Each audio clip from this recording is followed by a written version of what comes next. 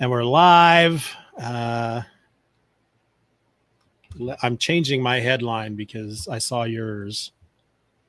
Okay. And now it's not let it. Oh, that's because I turned my keyboard off. Let's not do this.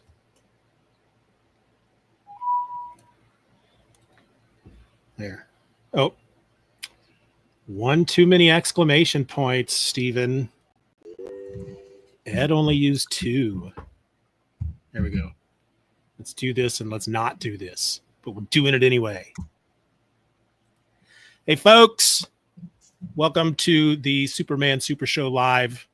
This is episode 38. This is our 38th live stream. I'm a host. My name is Steven. Ed's over there. He's the other host. Howdy. How you doing, Ed? Coolness, man. It's in the middle of summer. I'm already looking forward to college football. So it's good. It's hot, man. Working, reading comics. Yeah, it's hot. Yeah. We haven't hit triple digits yet, but we came really close yesterday. I think we might have a week or two ago when that real bad heat wave went through over here on the eastern part of the country. I think we might have hit triple digits. I know we hit mid to high 90s. So heat dome or whatever they called it. Yep. So let me ask you this. I'm back. Oh, there we go. You're frozen. No, you're not. You're making me sick. Start spinning. Yeah. Oh. So let me ask you this. Okay. As we're live streaming, of course, it is the 12th of July. Yesterday was Friday the 11th, 12th, yes. Which is when the James Gunn Superman movie hit theaters. Yes. Have you seen it yet? No, I have not seen it yet. And I think I am like in the 15th percentile of the entire nation, apparently, that have not, because people were talking about having seen it since like Tuesday. Yeah. Even though it opened Thursday. I'm like, how are y'all getting these secret pre-screen? And so many people, I'm like, maybe like some Rob Liefeld and some of his people get early screening. But I'm like on Twitter with regular people that I follow that have early screening. I'm like, are you people? Yeah, I was really confused at first this week because I was like, did they drop it into theaters like 5 days early? I know so many people. I'm like, what the hell? Yeah. So, I suspect maybe, and I don't. If it doesn't happen, I'm not going to be disappointed. But I saw my wife looking around online, I believe, last night at a local theater for maybe morning-ish, 11 o'clock-ish a.m. kind of tickets, because I told her that I would like to see it. And I said, and actually, I wouldn't mind if we went and saw it right after we went and saw the Jurassic World movie too, while we're there and just catch them both. So because I said, usually if we talk back and forth, it's one thing. But if one of the other of us says something, boy, that's cool. That's nice. I'd like to see. I'd like to have. The other one is like, make a note. Okay. Yeah. Okay. Yeah. No, I'm not doing nothing. Okay. Yeah. That's cool. So maybe we'll see it tomorrow. If I don't, chances are I'll just wait until the DVD comes out.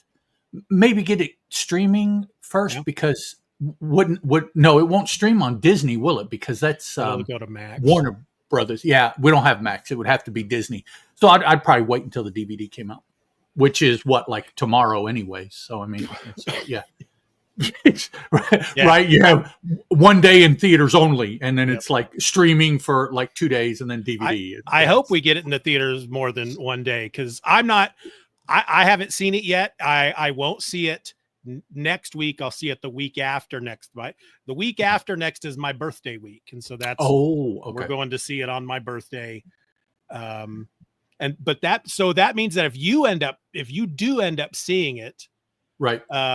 If we get back to sticking to doing this every 2 weeks, the next time we live stream, there's a good chance that both of us will have seen that Superman movie. We can banter about Nathan Killion's bowl cut and whatever else, So And we may, I mean, we'll have to plan on that if it happens. We'll have, Yeah, there's we'll a good see what chance happens. that we may only have time after talking about the movie to only talk about one of the stories. But Well, I mean, we can always make it a whole different episode if you want to make it a thing. Whatever. I've never talked about movies before. I don't know how much I would be able to remember to really be able to. And I've wondered this because other people have invited me on movie podcasts, but I've always been like, I don't know how much of an hour and a half, an hour, 45 minutes I'm going to be able to remember 3 days later to talk about. Yeah. So I don't know how that goes. I've always wondered. Well, if we're live streaming 2 weeks from now, if we've both seen the movie, we'll just do it as our banter, and we'll just see what happens. All right. We'll plan on talking about 2 stories, because cool with me. If we only talk about one story, that's going to mess with me, because it'll throw off your sequence of what you have to edit, and which is stupid, because the next 6 episodes are post-crisis episodes, and we only talk about those one at a time anyway, because but know that these we don't do that exactly. Yeah, so it's an in your head the way it goes kind of thing. These things are one at a time, these things are 2 at a time, and never the twain shall meet is the saying somewhere. So So if y'all watching, if any of you are members of Steven or Else Beyond, I put up a bonus episode, a Superman Super Show bonus episode. It's about 15 minutes long. And it's basically, I'm going to start taking this bit of our live streams where Ed and I tend to just talk about stuff before we actually start recording the episodes themselves. So, just that's something to look forward to. If you're not a member of Steven or Else Beyond, then you should be next week. You should be. Yeah. What's wrong with you? Support the man. This, this might be free, but shit ain't free. So I mean, come on. If you're going to partake. My love is definitely not free. Oh, yeah. If it's free, then you have like doctor's expenses and shit. That's right. Yeah, that's. But so that first bonus episode that will go up for everybody next week. Like I said, it's only about 15 minutes long. 10 minutes of it is just basically Ed and I talking about because it was recorded, I think, back in May. Mm-hmm. You and I, the teaser trailer for the James Gunn Superman movie had just dropped. So, we were talking. And was that the one where everybody was talking about crypto, basically? Yeah. Yep. Yeah. Okay. Yep. Yeah.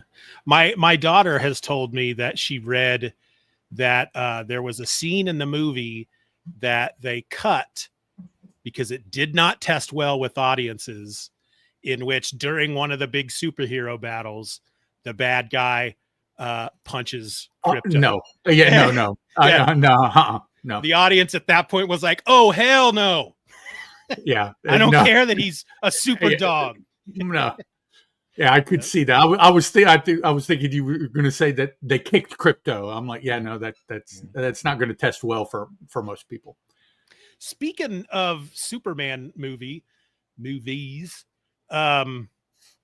this may not make sense as a segue when I say it, but have you ever watched Supernatural? No.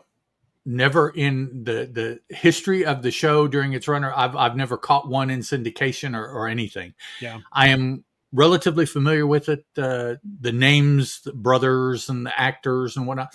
I've never watched an episode.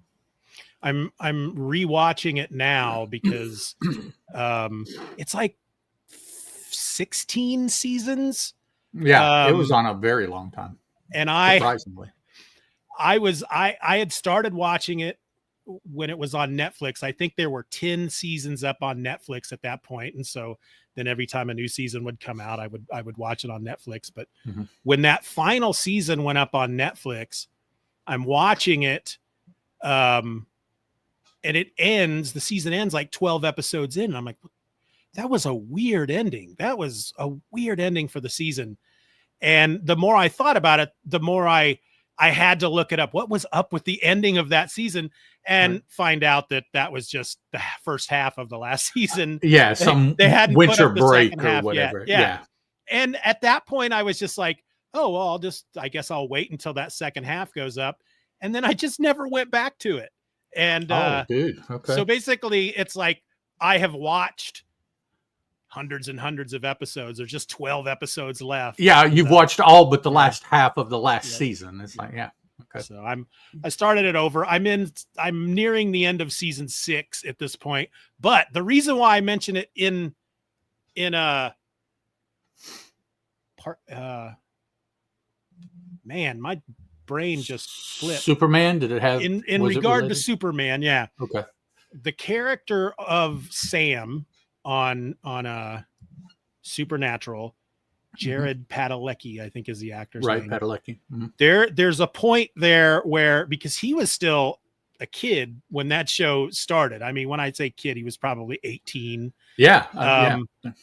But so from the first episode up to, I don't know, it's probably somewhere around season 4, season 5, where suddenly you realize dude has grown up, and he's like 6'5", 6'6". He's tall, very broad shouldered. He's very cut, very muscular, but he's not like bodybuilder muscular. Right. And I've been watching it lately going, he should have been Superman. He would have, I mean, he's got kind of a baby face, but I think about the Man of Steel, us talking about the Man of Steel, and how there was, I think it was during the last issue we were talking about how just like physically big John Byrne draws Superman as far as tall and broad. He's like a big wall. And I was like, man, Sam, I think that dude as physically could totally do Superman. And he just had to do a younger Superman. So, how about having Reacher as Superman? I was thinking about that the other day. I think that would be very funny. It would be funny, but I would say, I don't know. I like my Superman more, still muscular, but more like the John Byrne muscular, and not like a more beefy. I was thinking more the way the character is than the physique of the actor. He would fit for Golden Age. Absolutely. That would be, especially with some of the stuff we saw in these two stories we read for this. It'd be like, oh yeah, I could see him just, yeah. Think about what was it? The first, maybe it was the second season, where he takes the dog out of that guy's yard because the guy's not taking care of the dog. Yeah. It's like Golden Age Superman would do that. He wouldn't, if he noticed that, he wouldn't put up with that kind of shit either. Nope. Just flying around or going back to the Daily Planet and he sees that. He'd swoop down, break that dog loose, and give it to somebody who's going to take care of it in town. That's what, I don't remember which one. I think it was Rana was asking me a couple of days ago if she's like, I know if everybody's on, the right is all over social media talking about how, the Superman movie is woke because it's an immigrant story. And doesn't that just drive you crazy? And because you're such a big Superman fan, it's like, no, because they're stupid. I mean, that's like saying, oh, Superman's woke because they gave him a red cape. I mean, how can it's not, I don't think in my mind that it fits the definition that I thought woke was, because Superman has always been an immigrant. It's not he's not been retconned. It's not something that has just been brought up. It's like, no, from the very beginning, it was written and it was known by us reading that he's not from this planet. So that's his shtick. He's an alien. Right. That's how is that woke? I don't know. It's because it's like when they were railing against like the green M&M and Miss Potato Head about something. I don't remember what it was. It's obvious to us that it's all theater. you get Kellyanne Conway on a show talking about, well, the Superman they're saying is an immigrant story, so he's gone all woke. It's like she knows that's not true. She's just they're stirring, yeah, they're crying outrage, false outrage over something, and yeah. Truth be told, if you wanted to put some kind of righty thing on it, I would almost think that maybe Superman fits more into the DEI objections than it does the woke objections. Yeah. I mean, if you're gonna say that they're doing something because it's like, well, maybe that diversity issue would be more along the lines of what Superman is part of rather than a woke immigrant. Yeah. Okay. Anyway. Yeah, I was telling her Whatever. and Karen when they were talking about it a couple of days ago. It's like, Superman has been his first story is called Champion of the Oppressed. I mean, that's well, there you go. Yeah, it's like saying social justice warrior, basically. He's always been like that. And I think if somebody was a particular way before that particular way was called something, then they don't qualify, because whatever your definition is didn't exist at the time of that thing, so that thing can't apply to it. You can't retroactively say, well, see if it's like, no, because that was not even a thing then. Right. So when they're saying it to mean that the leftist liberals have taken a conservative value idea and changed it. Exactly. That's what woke is. Woke. Yeah. And it's like, no, they didn't. No, not for Superman. Sorry. Maybe there's another hero out there that they've done that to. I wouldn't be surprised, but it's like, no, Martian Manhunter. No, it's in the name even. Martian. Yeah. So whatever. Okay. But I can't go into it because I'll just keep going. It's funny though how I'm doing this Supernatural rewatch, and of course, it's started in the early 2000s or something, and so there's homophobic humor in it. There's stuff like that. There just is. But at one point, I think I was in season 3 or something. I just kind of went, this is a white freaking show. I mean, everybody on this show is just, it's like white. When you suddenly realize how white Friends is, when you pay it, when you think about it, you're like, when was the last time I saw anybody of any color on Friends other than white? When was that? Yeah.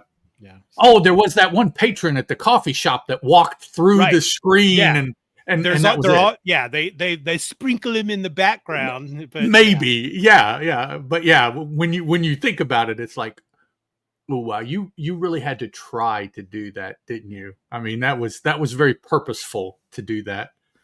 Same thing with Seinfeld. Yeah. If you think about it, where was color in Seinfeld? Yeah. I don't know. You had the soup Nazi. Maybe that's color. I don't know. Dude was pretty white, I thought. Yeah, they had a character that showed up. The only reason I bring him up, he showed up once because one of the things that they did on Seinfeld a lot, they gave a lot of the, if it was like a one episode character, or even like a character who maybe came back once a season, they hired a lot of other comedians, stand-up comedians to play a lot of those roles.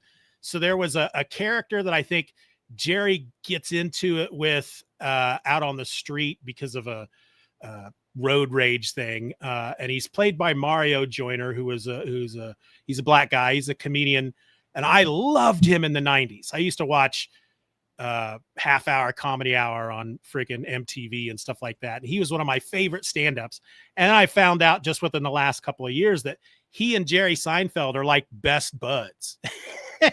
It's like they grew up doing comedy together. They started out doing comedy together, and they're like I think he was on an episode of Jerry's Comedians in Cars Drinking Coffee. Yeah. Okay. Which is a pretty good show. But that's when he talked about that they were just like the best Hmm. best friends. I'm just like, well, why wasn't he in the show more then?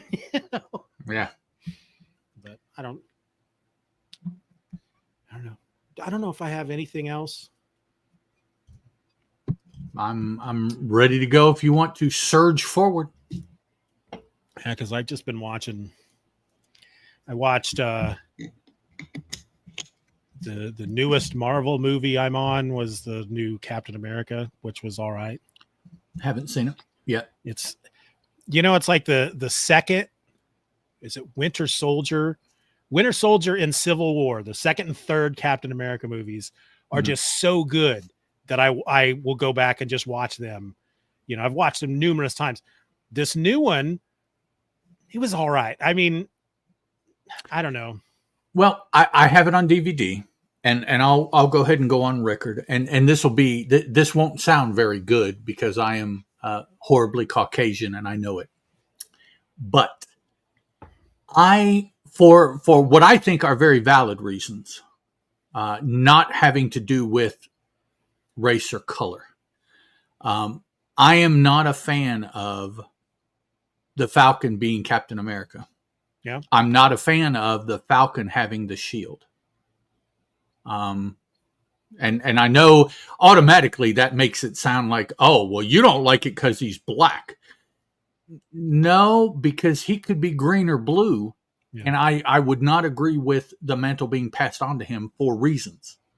And so I've kind of been, I watch all of the superhero movies. I buy them all on DVD and I have them to support it so that it keeps going. And it is in my, actually, I think we just got it yesterday. I think we bought 3 or 4 DVDs off of Amazon, and that was one of them. Yeah. But yeah, the comic book, even when they did it in the comic book, and I just, like I said, there's reasons in my mind, logically, why Steve Rogers has to be Captain America. No, yes, I agree. And that's, it's not anything related to anyone else other than the fact that Captain America can't be anyone else in my mind. Yeah. Because of the way that I look at the character and the way that I believe the character was intended when it was created, which I could be completely wrong. I mean, first off, I will say that, yes, I am terminally Caucasian, but I'm not Jewish. So I do not know what the men had in mind when they created Captain America. I cannot remotely speak to that. Same as these gentlemen that made Superman. I am not Jewish. I cannot say what was going through their head when they were writing this character. I can say what I think when I see what they did, but as far as the true motivation behind it or whatever, I have no idea. I've never spoken to them. There's no way I can know.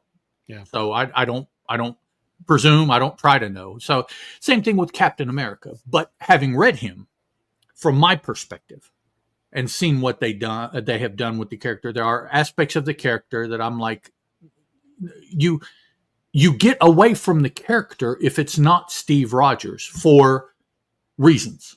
Yep. And so I just don't like that they've done that. I wasn't a fan of the Captain when he threw down the mantle. I wasn't a fan of Nomad. I wasn't a fan of Bucky when he was Captain. It's like, see the Captain and Nomad, that period, the 80s, Mark Grunwald, that's my bread. I was getting Captain America as a subscription in the mail. So that was my bread and butter for Captain America. So I loved the Captain. I loved Nomad, but I was more excited when he came back to being Captain America. I don't necessarily disagree with why Steve Rogers did what he did when he became the Captain. Now, the Nomad thing was a little bit farther out there. That was, but going from Captain America to just the Captain, okay, I can kind of understand in his position with what he stated, why he did. It's like, okay, yeah, I could see that. But yeah, so So all that to say that, yeah, I have the DVD and I'll watch it. Now that I have the DVD, I'll probably watch it sooner rather than later. But it hasn't been on my must get to see it list like, say, this latest Superman is. I really Right. want to see it one way or another as soon as I can. So Yeah, I mean, I had stopped reading comics before Sam Wilson became Captain America in the comics. Mhm. But I was, I was collecting and reading when Bucky became Cap. And I like that storyline. I really like Sam Wilson in the MCU. And I don't care that he's Captain America. I think he makes a pretty decent Captain America. And I do like him in this movie. Mhm. And I like Harrison Ford in the movie. I don't know. It didn't, in the end, there just wasn't anything about it that made me, Okay. during that first and second phase where it's like every time a movie ends, you're like, oh, what's going to build What's from next? this? Yeah. How does that build off of what came before and what, you could see everything coming together, and they're not quite doing that. And I've heard that the Thunderbolts is like really good, but it didn't do well at the theaters. And Right. so Disney and Marvel considered a big flop. I haven't seen it yet, so I don't know. No, And I haven't seen that either. yeah, I haven't started watching Ironheart yet. I think I'm going to wait till all the No. episodes Yeah, go up. haven't watched it. And another thought occurred to me about Captain America. For those of you that are hearing this and now believe that I'm racist, because I also am not a fan of the other Captain Americas that they have come up with over the years. Captain America of the rails, Captain America of the Southwest, Captain America of the, because Captain America is not, it's not something that you put on. It's not a mantle. Like, say, well, even, and this was a bad example, even Batman's cowl. The cowl isn't Batman. Batman, yeah. So that's a bad analogy. But Well, it would be like, let's say Clark Kent decides he's not going to be Superman anymore. And so John Jones, because he's basically got the same powers, he takes on the mantle of Superman. It's like, just because you have the same powers, right? It's not. Yeah, with Captain America, it's a guy who, he was in the middle of that World War II, rah America, and being the idea of being a patriotic American meant something different at that time than it means at this time. So there's that man out of time thing going on that only Steve Rogers can be Captain America. Yeah. Other people can do what Captain America does, but that doesn't make them Captain America. Yeah. And so to me, there are very specific things, very specific choices that Steve Rogers made in being Captain America that, in my mind, means he is the only person capable now of being Captain America because of those choices that Steve Rogers made. Someone else making those same choices would not have been the same because they weren't Steve Rogers making those choices. So, and again, I've thought about this because I know, particularly now, that in saying that, I don't like Sam Wilson as Captain America, I'm going to be racist to a certain group of people. I mean, just automatically, and that's fine. But I believe that my thoughts are very logical and supportive of why. And it's not because part of it, yes, is because Steve Rogers is white. That is a very definitive part of Captain America. But that is not exclusively why. Well, and he's not just white. He is an Aryan. I mean, yes, he's blonde, blue eyes. They use the super soldier serum to turn him into the Ubermensch. Yeah. So, Mensch. Yeah. He was the first, only, maybe still, I don't know, Ubermensch. Yeah, that's not what they did, but it's what they did. So I'll be interested to hear your thoughts on the movie when you watch it, because I think, the problem with the MCU, because whenever they do stuff like that in the comics, it's never bothered me, because very rarely does it not go back to the status quo. It's right. It'll be reversed by somebody. Thing. Yeah. Yeah. But with the movies, they at some point had to make a decision. Do we make a different character, Captain America or Iron Man, or do we recast Tony Stark? Do we recast Steve Rogers? Do we do the James Bond thing? And I think most of the viewing audience in the world would be like, just recast. As long as the actor is good, we don't care. But because they went the other direction, then it's like, well, Sam Wilson he's just the new Captain America, because what's his name? I mean, he may come back and do another movie or something, like a walk-on type of thing, but he's not going to be Captain America. He's just not. And so Chris Evans? Yeah. But I think they do a pretty good job in the movie of kind of giving you a, Steve Rogers, he was Captain America, and this is what Steve Rogers, Captain America meant for the country. And I think they do kind of a good job with Sam Wilson is a different Captain America, and his Captain America means something different to the country. Right. And I mean, all in all, I don't know. There was just something about the villain and just to finish up, to further piss off those people that now feel that I am racist. I think that they should recast Black Panther as well, so that character can continue on. I don't necessarily think that it needs to be a white person. Given the story, I don't even really know why it would be a white person that would be Black Panther. I mean, that doesn't make any sense to me. But I do think that the character needs to be recast. I agree. And I understand why they didn't do it at the time. I get it. But I think enough time has passed. Yes, but what you are doing is you are using a just undisguised double standard. And that is not right. You give me any other character that the same thing had happened, and if they wanted to continue with the character, they would have recast it in a heartbeat. Superman, Batman, Spider-Man, whatever. Recast ad nauseum. But no, we can't recast Black Panther. Why? Don't tell me that it has something to do with the actor. No.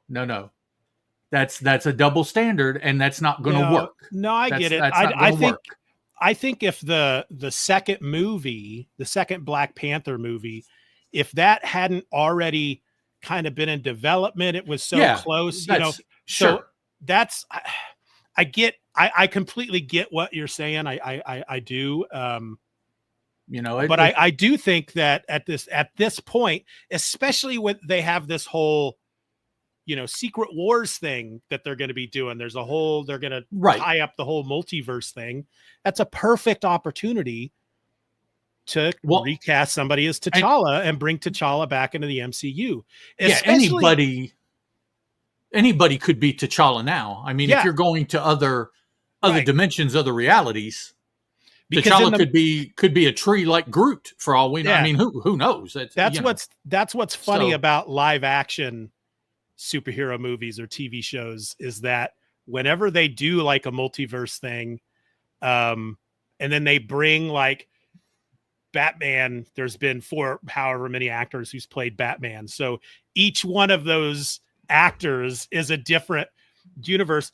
It's like, okay, but in the comic book, Bruce Wayne would still look like the same person in each universe. but Yeah, because they can't, so that's why for a movie, this is the perfect opportunity to do that, because the audience is already used to, well, the Batman from this universe looks like Michael Keaton, but the Batman from that universe looks like what's his name who did his voice on the cartoon. They're used to that. Right. It's a perfect Will whatever his name is. He hosts the Lego show. Okay. Will I can't remember his last name. Using Michael Keaton though now would be kind of confusing, because wasn't he the Vulture in a couple Spider-Man movies? Yeah, but that's so. Yeah, so now we're mixing universes, and it's like, wait a minute, wasn't he the Vulture? Yes, he was, but not in this universe. In this universe, he's Batman, and yeah, so. Well, but I mean, it's DC and Marvel, so. Right. Okay. So. Okay, the Lego show. Let's see here. Will host.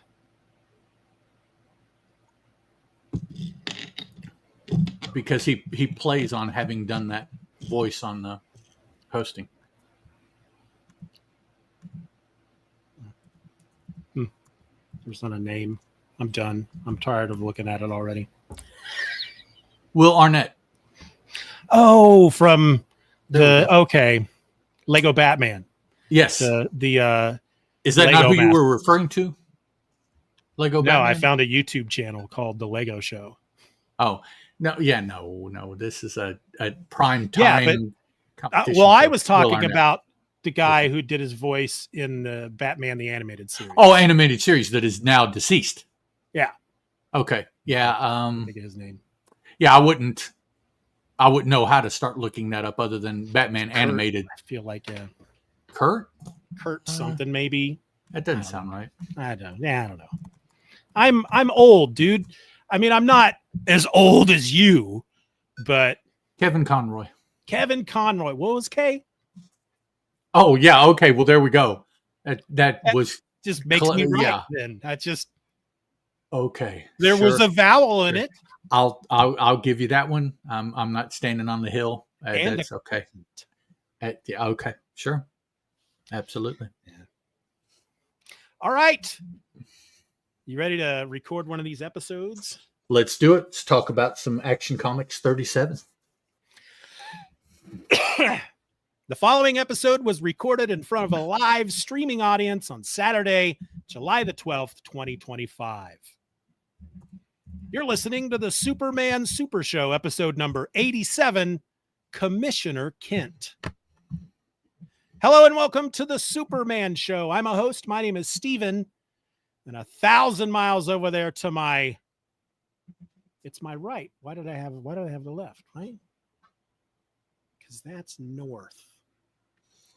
If you're facing north, then I would be to your right from Kansas. Yeah, so I'm going to do that one more time. Actually, I'm going to fix it real quick. Oh, okay. In the notes. That way I never read it wrong. Okay. Hello and welcome to the Superman Super Show. I'm a host. My name is Steeven.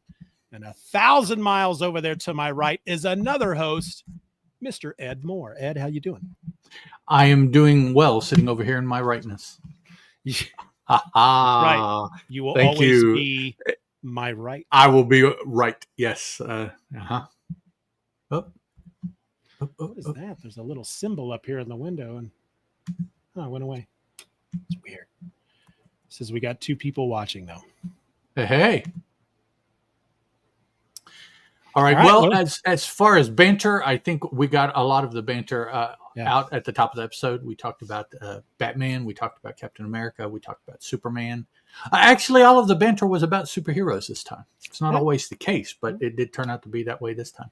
Yeah. And if you're listening to this podcast episode, then that conversation will be a bonus episode the following Friday. So no. Okay. Well, there we go. You even know when. Okay. Yeah. All right. Well, today we're looking at Commissioner Kent. It's one of the stories, or the only Superman story, to appear in Action Comics number 37. It's written by Jerry Siegel, and the artist was Paul Cassidy. Action Comics number 37 has a cover date of June 1941, but according to Mike's Amazing World of Comics, it was probably sold on April 22nd, 1941. And here's what happened in the story. The newspapers of Metropolis call for...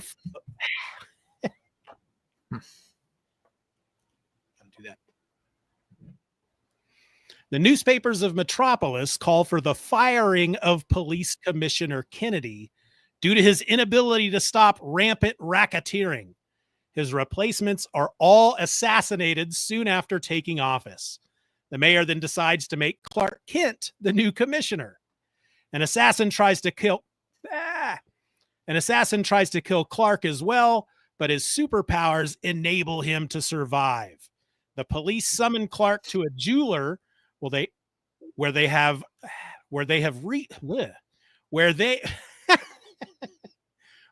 received a tip about a robbery. Clark slips away to become Superman, then returns to stop the crooks, which are led by Kennedy, the former commissioner. With Kennedy captured, Clark retires from office and resumes his job at the Daily Planet. Ed, what'd you think of this one? I thought there were a lot of police commissioners. A revolving door position. And interestingly enough, the 1/2/3 commissioner that we will talk about is just labeled as the Citizens Committee representative, right? Well, in the story in World's Finest, the Citizens Committee representative plays an important part there. And I'm sitting here wondering, is this the same dude? And he did this crap in World's Finest first, and then he was up because he meets an unfortunate end in this action story. So it can't be the reverse. He can't have been unless they both happened at the same time. But I'm like, that's an interesting coincidence. Right. I thought the same thing, but the only thing is that the only difference is in this story in Action Comics, it's called, I think they just refer to it as a Citizens Committee. Mm-hmm.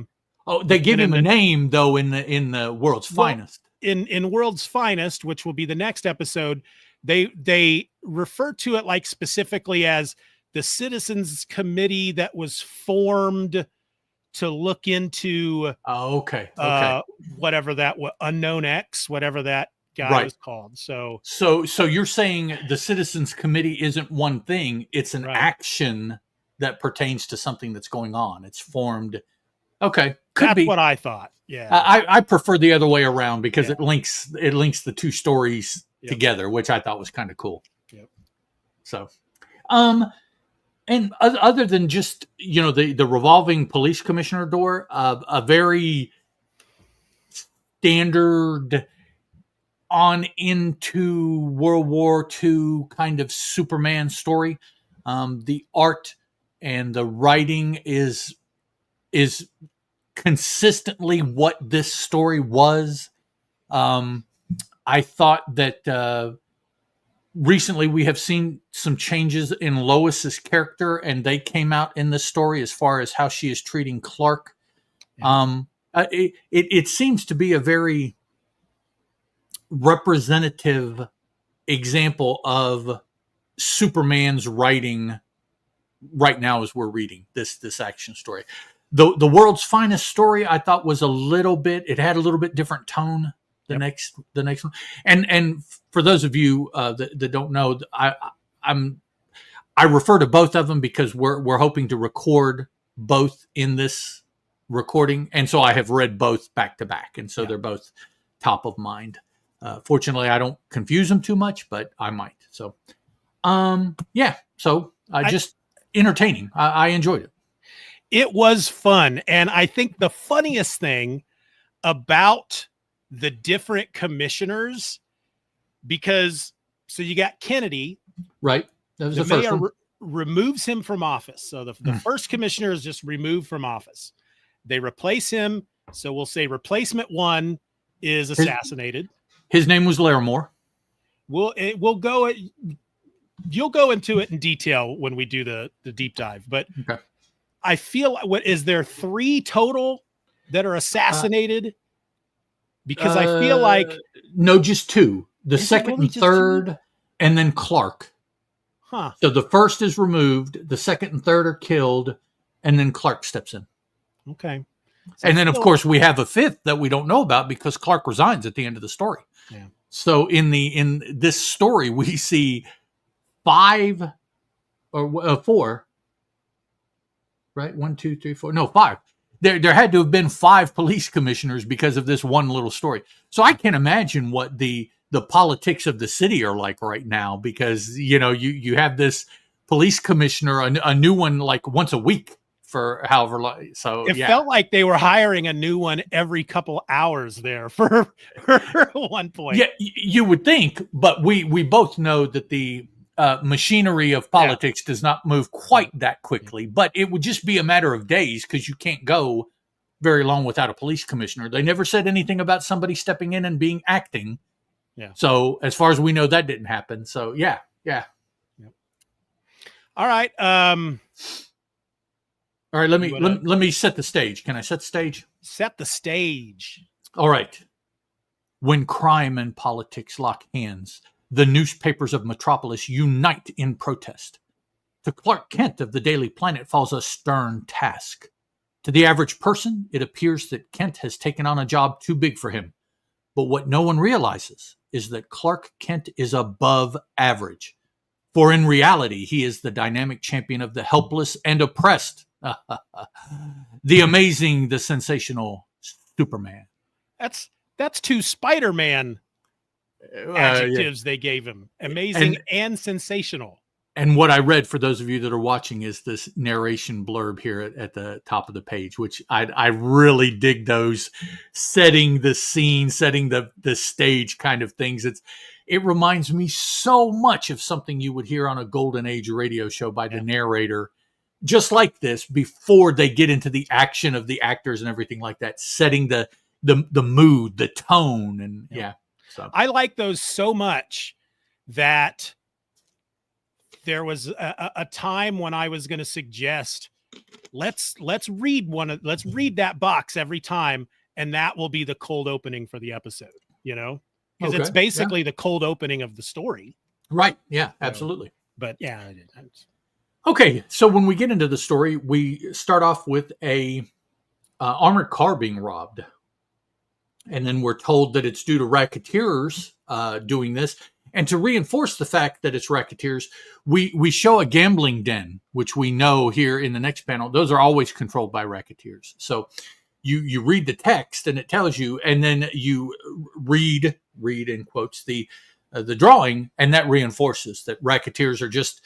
And I don't understand what has happened in Metropolis, because both of these stories that we've talked about or will talk about, Metropolis never seemed to be that bad at one time. The evilness seemed to be dispersed. It would be this aspect, it would be that aspect. But here, all of a sudden, everybody is into this racketeering money, whether it be laundering, stealing, knocking over banks and armored cars, all of this, all of a sudden. And I don't know where that came from. It just became Gotham City all of a sudden. All of a sudden. And a very, the dark part of Gotham City, not the bright futuristic Metropolis kind of thing. It's like, all of a sudden it's slummy and dirty and just, all the, So, well, in the final panel on this page, let's see, the final panel on this page is, I love it because it's like Clark bursting into Perry White's office. I tell you, White, there's a sinister link between certain crooked politicians and the criminal element in this town. We've got to do something about it. And Perry White's immediate response is, "You're right. We will." And it's like, yay. Out of nowhere. It's just, this couldn't be something that has been building in the stories, particularly since there's a Superman serial in every issue of Action Comics. and Action Comics comes out regularly, whether it's monthly or bi-monthly. They couldn't be building into this. It's like, no, all of a sudden this issue it's going to be this thing, and so not only are we learning that Metropolis is suddenly this, it's crime runs rife. Yes, it's rife. Metropolis. Yeah. Yep. Not only do we learn that, we're also learning just in this first page that these criminals who are involved in all this racketeering, they're arrested and they're just immediately let go. There's just they can't make anything stick. There's something's going on in the system of justice that they have going. Yes, something's rotten in the state of Denmark. Yep. And Clark and the Daily Planet are going to figure it out. Clark has had enough, and he and the Daily Planet are going to lead the way to cleaning up the streets. And so next we have a meeting of the leading papers. So this isn't all of the papers, but we've got the Daily Planet, we've got the Evening Standard, we've got the Morning Pictorial, and we've got a fourth that is not labeled. So at this time, if you want to know what papers are coming out in Metropolis, I would presume that all of these are daily papers also, the Daily Planet, the Morning Pictorial, and the Evening Standard. So could be that they come out different times of the day, like papers used to when papers were a big thing and people read them. But it looks like they're all dailies, except for the one here, the Lex Luthor looking dude in the blue suit and the red bow tie. No name of the paper, but I would presume it's probably a daily also. Yeah, that drives me crazy for some reason. There's no reason why they couldn't have just. It's like I can't think of a fourth one. Just go ahead and throw that. You did with the other three. Yeah. Go ahead and throw that one in there too. Four major newspapers in Metropolis. Well, we can't bother to tell you what the fourth one's called. Let's see. This is the Daily Planet here. Here would have been a good example too. The second paper. What's this one down at the bottom? Daily Planet. Yeah. The second paper, they could have had the name that they didn't include up here. And you could have learned the fourth there. But no, they went with Morning Pictorial, which they'd already named. So the Daily Planet, I'm assuming it probably comes out every morning. Same with the Morning Pictorial. And then I guess the Evening Standard probably comes out in the evening. Right. Yeah. Probably covers the night beat, overnight, that kind of stuff. Yeah. We're at the mayor's office, and the mayor is, let's see, Phil is the mayor, and Kennedy is the first police commissioner. Although the way that they're sitting, I would think that should be reversed. But that confused me immediately, and then I just you just got to go on with how they show it to you. So here the mayor basically is telling Kennedy, "Hey, crap's gotten too bad. We're gonna have to let you go. Thanks, so long, and thanks for all the fish." See, okay, yeah. See. Mm-hmm. I know there's at least one fan here of that kind of stuff. So, so then we see the swearing in of who's going to turn out to be Larimore, and not Larimore, not the. Was there a dog in a Bugs Bunny commercial whose name was Larimore, or did he just drop that name? An image of that came to mind for some reason. I don't know. Larimore. So first new commissioner does not have a name. The second one is Larimore. Oh, I'm sorry. Okay. I think there are 3 that are assassinated because I feel this one is, you're right. Larimore is here. Okay. I apologize. You are correct. So Larimore is the third. The Citizens dude is the fourth. Clark is the fifth. And there has to be a sixth by the end of the. Because I know that by the third assassination, I remember thinking, all right, guys, there was one too many. You're stretching it out too much. Yeah. Okay. Yeah. So I apologize. So there you go. We see the replacement for Kennedy sworn in, and then the very next panel is he's shot. Looks like coming out of his house going to work. I mean, he doesn't get anywhere, and he's taken out. It's that evening as the new commissioner leaves his home. There you go. So strafed with bullets, a drive-by shooting. The Daily Planet has that article here we see. So then the mayor, who the mayor is Phil, You know, chooses Larimore for the next the next commissioner. Larimore is sworn in, and then as he is driving from wherever the swearing in ceremony was to someplace else, I would assume that all of it could happen at the courthouse. He would just be sworn in and go upstairs to his office or whatever. But that's not what happens. He's sworn in. He's driving somewhere, and his car blows up. So they knew, they being the bad guys, knew enough ahead of time to booby trap his car and which car it was going to be and all that. So at the scene is Clark and Lois and Melvin Larkins of the Morning Pictorial. Now, first of all, I would think that Melvin Larkins is going to be used in the story because they made it a point to name him. But it never comes around to being anything. There's a guy, I think there's a guy that shows up a little later. I think they just refer to Morning Pictorial reporter being on the scene as well, but I don't think they give him it might be the same guy. I just could be, yeah. So and this is just a prop or a set piece to show you this panel how bad things are, because all three are commenting about what we saw occur in the panel before. And it brings to mind this old adage that I remember reading. Somebody says about comic books, show them, don't tell them. But here we got both. They showed us, and of course the characters are telling us. So in case we didn't understand the significance, I guess, I don't know. But that's what happens. At some indiscriminate time later, we see the representative of the aforementioned by me Citizens Committee talking to Phil about, well, now we need a new police commissioner. And Mayor Phil's like, dog, I don't know if anybody's going to take it now. You know, Phil Garson. I looked it up. Where does it say Garson? I looked it up online. Oh. Yeah. I don't know if they say his last name in the story, but Phil Garson. Well, actually, in my notes, I do have Mayor Garson. Oh, so they must somewhere somewhere I picked that up, and I just haven't seen it this time.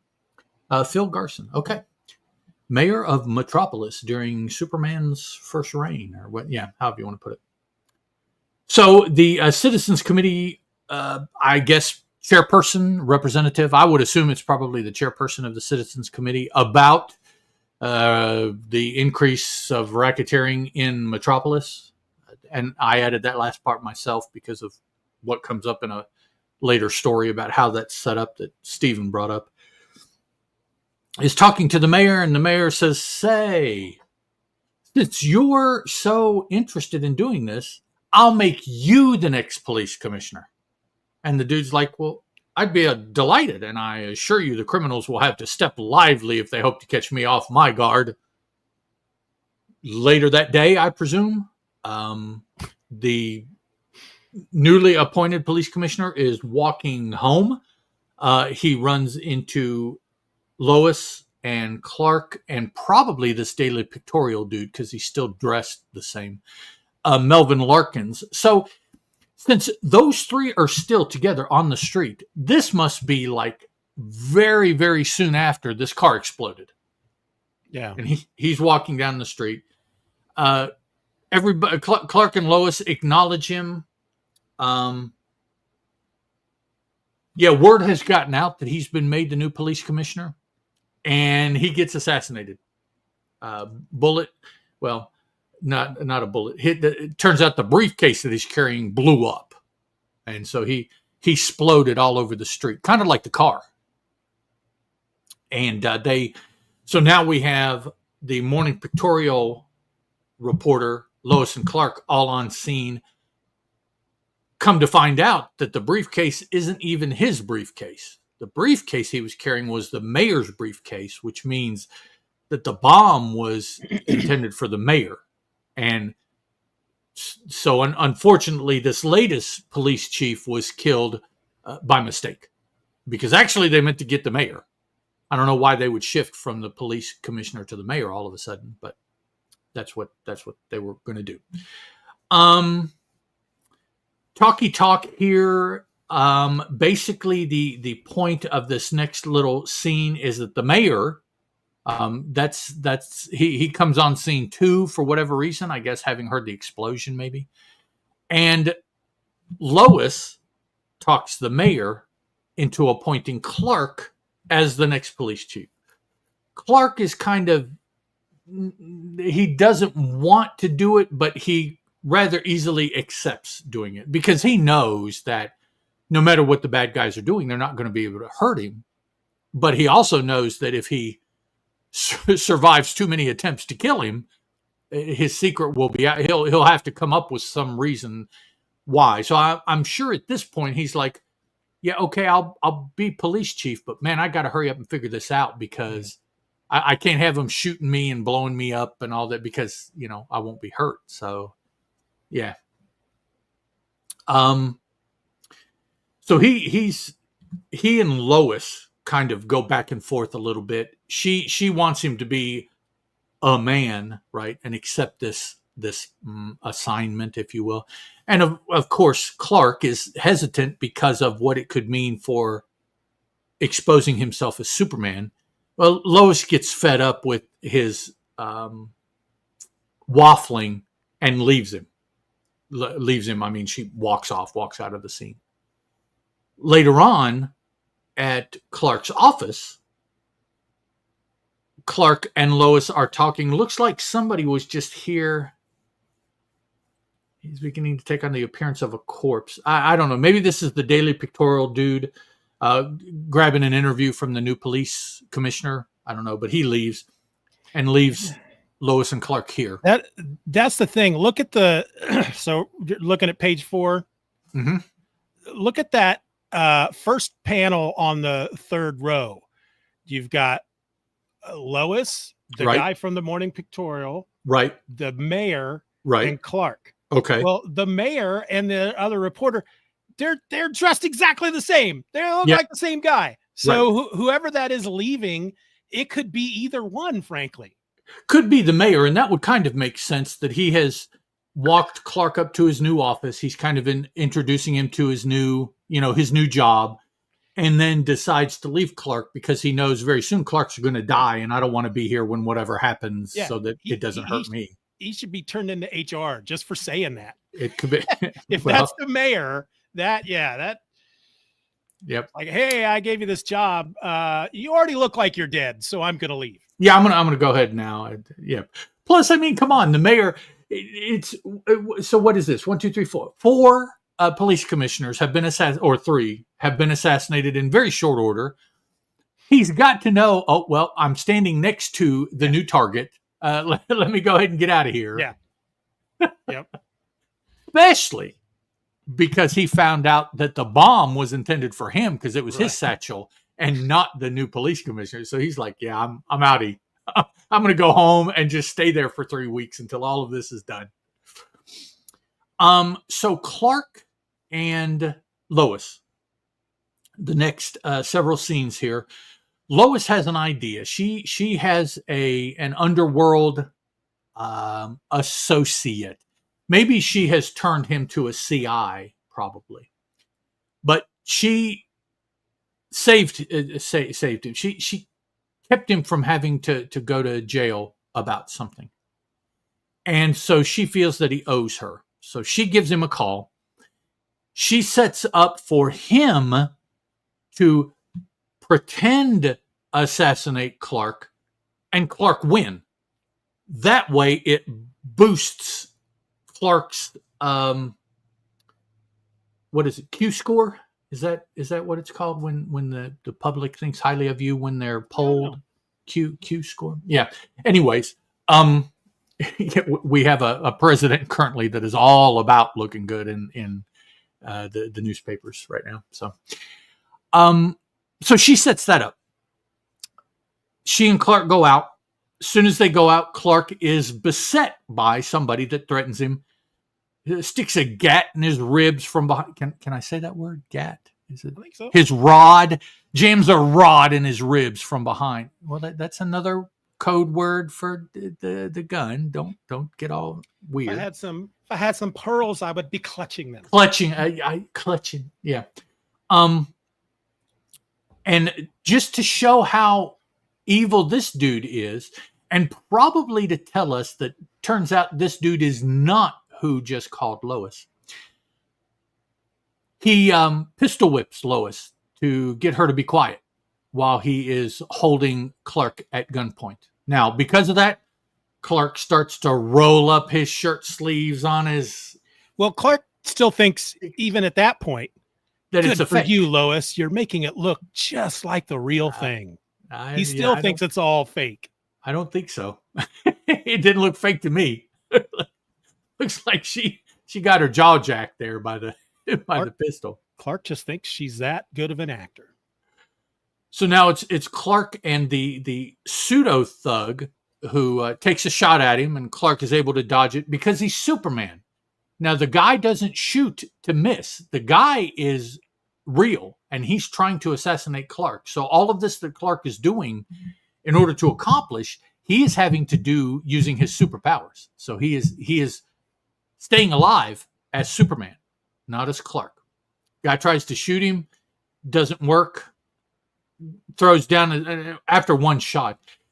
Guy throws down his gun, jumps Clark and starts to choke him with both of his hands, and realizes that that's not working, which you would think that would kind of freak somebody out. I mean, if you're squeezing somebody's throat and it's not giving way, that's kind of a sign that something is not right. It's yeah.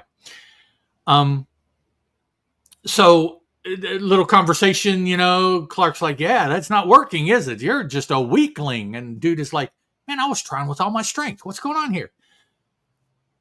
Punches Clark, gets him down on the ground, throws a punch at him, and Clark dodges his head, and he punches the ground and hurts and distracts the thug, at which point Clark raises up and gives him the big headbutt, knocking him out. Everybody's kind of recovering from all this. Clark is pretending to be Clark, even though everything he just did was Superman. I mean, he's not affected by any of it. Lois is still there, so he has to pretend to be affected. The dude that Lois called, and I keep saying dude, I think I'm positive she gave him a name. Butch. Yeah, of course. Butch shows up now and tries to assault Clark. And Clark takes him out, thinking that he is the backup, or actually thinking, Clark is still thinking that the dude that he just took care of was the one that Lois called. This second dude must be for real. So he acts like the second dude is for real, whereas he kind of played around with the first dude, which we know reading, it's reversed. This second dude is Butch. This is the play one. It's like an episode of Three's Company. Something, yeah.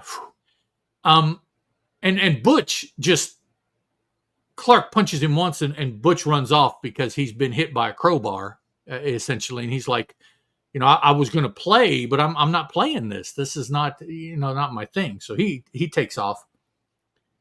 Officer Casey, no, we don't know that it's Casey, but an officer shows up. Clark and Lois point out that, hey, this dude just tried to kill your police commissioner and you need to take him in. Clark and Lois head off to, I don't know, wherever they're going. And out of nowhere, Clark notices a couple workmen. Actually, to me, they look like window cleaners on one of the raised and lowerable scaffoldings, or whatever those things are called, that they lower from the top of the building that people stand in. Yeah. He thinks to himself in this word balloon, that's odd. Though those workmen, T-H-O, though those workmen wear rough clothes, they're wearing neatly polished Oxfords instead of work shoes. Say, my telescopic vision may have revealed something important. Does this pan out? Well, yeah, it's not that it pans out, but he uses it. So, okay. Yeah, I'm sorry.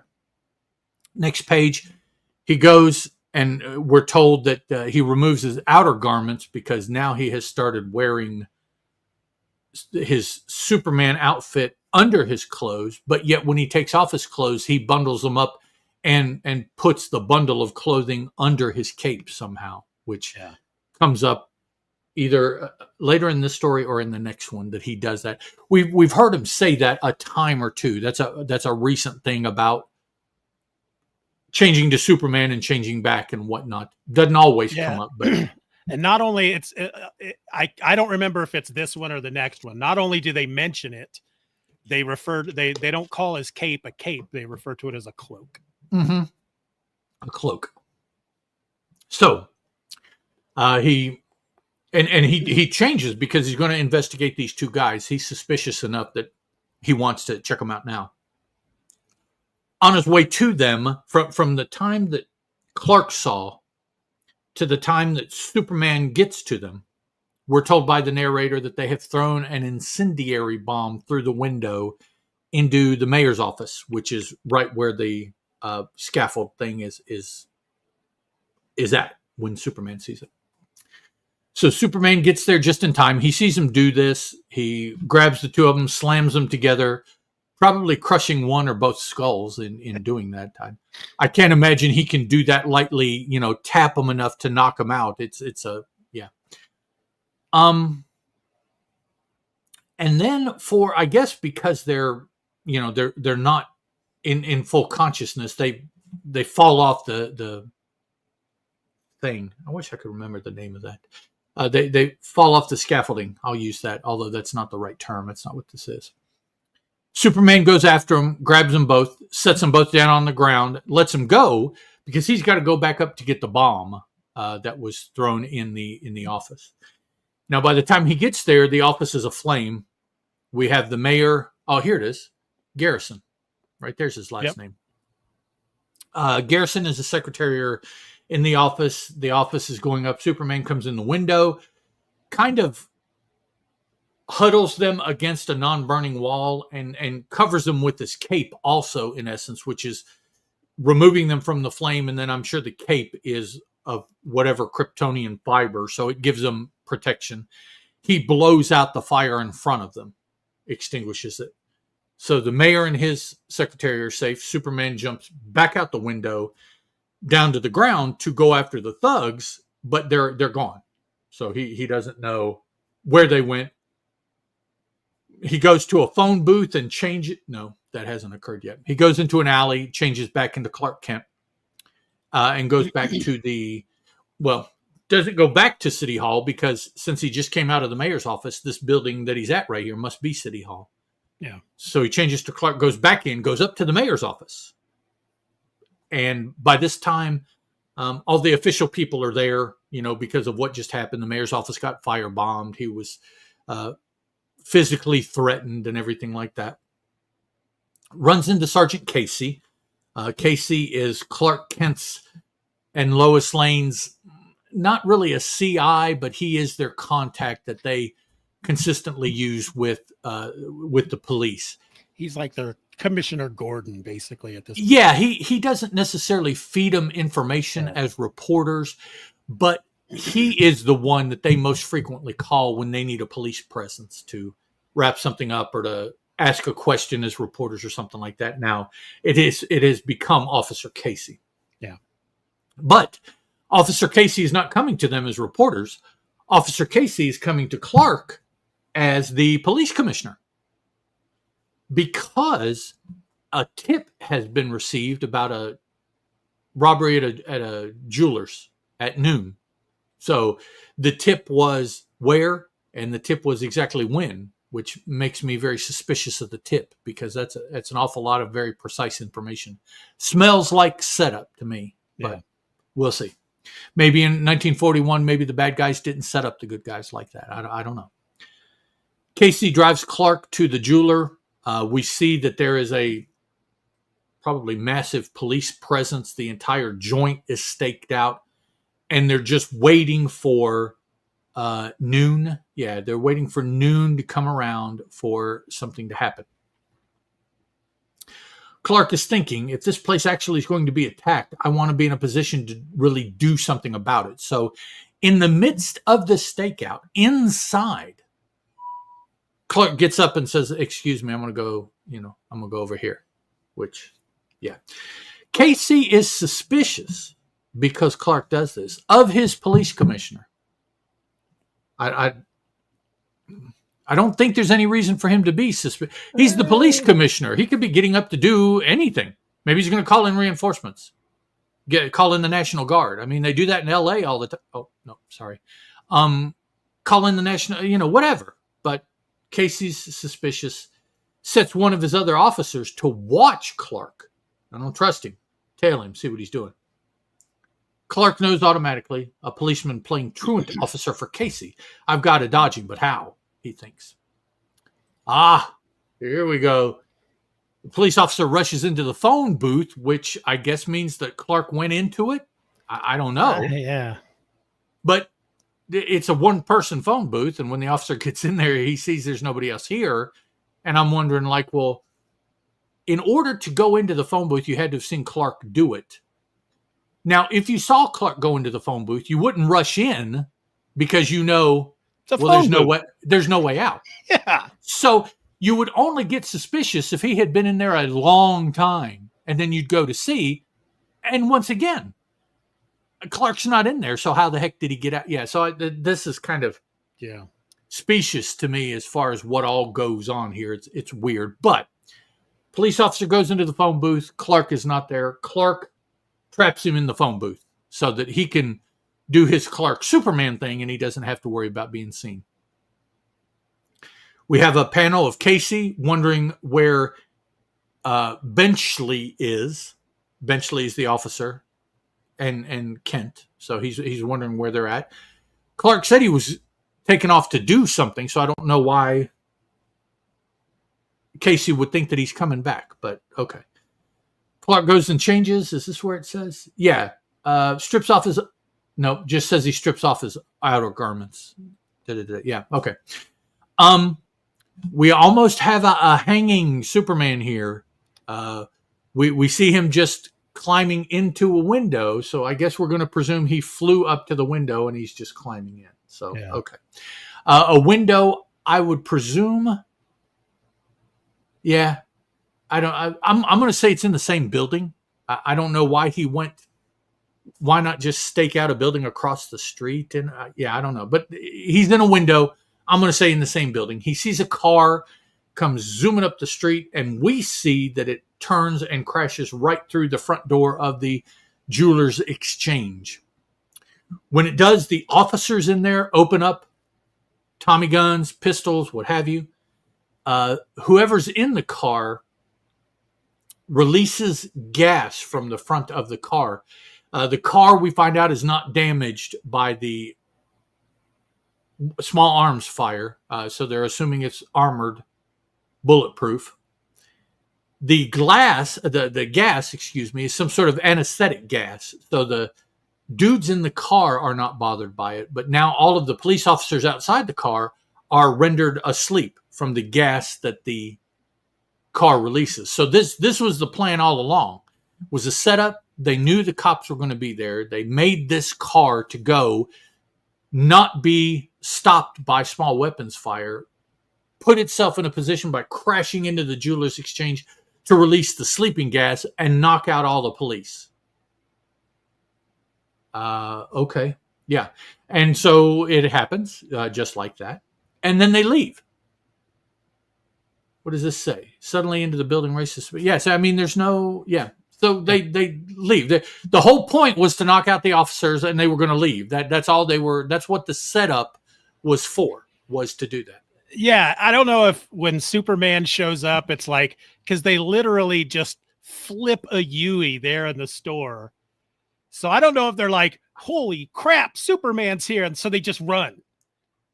You know, maybe they were going to get out and start filling bags full of jewelry, but I don't know. Maybe it's kind of weird.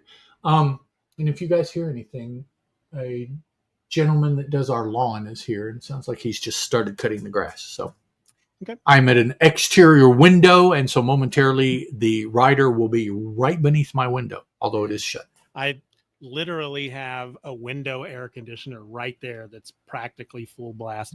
Did that last year too when we recorded during the summer, and the noise thing takes it out. So yeah, I was going to say I don't hear anything on your end. I don't hear you. What did you say? No, I'm kidding. Yeah, that's a joke. Okay, so the car takes off. Superman runs after it, leaps over it in a tall leap.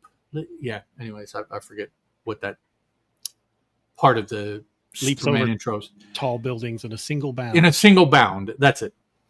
Jumps in front of the car, and braces himself, and then lets the car run into him, trashing the car.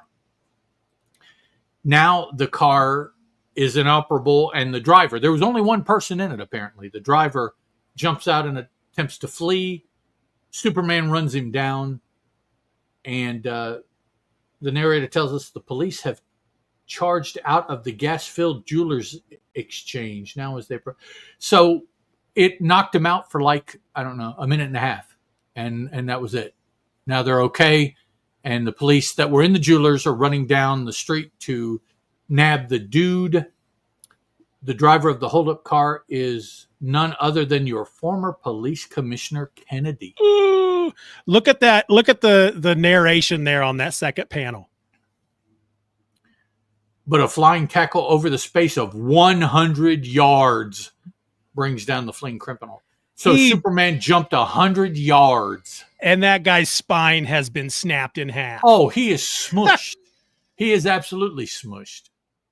And why would Superman stand there and wait for somebody to run 100 yards? Yeah, what is the record for a 100-yard dash right now? Like 5 or 6 seconds? So or 10 seconds. We'll see he's slow. So he stood there and waited 10 seconds and then leapt 100 yards to land on him.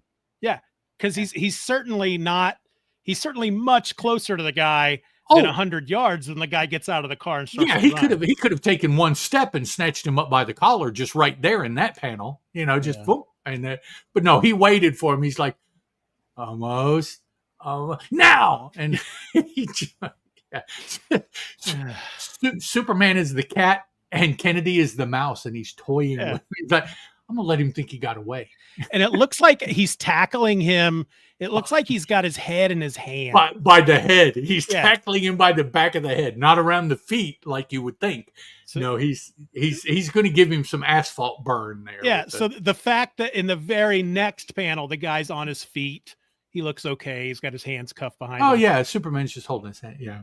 He's dead. His neck snapped.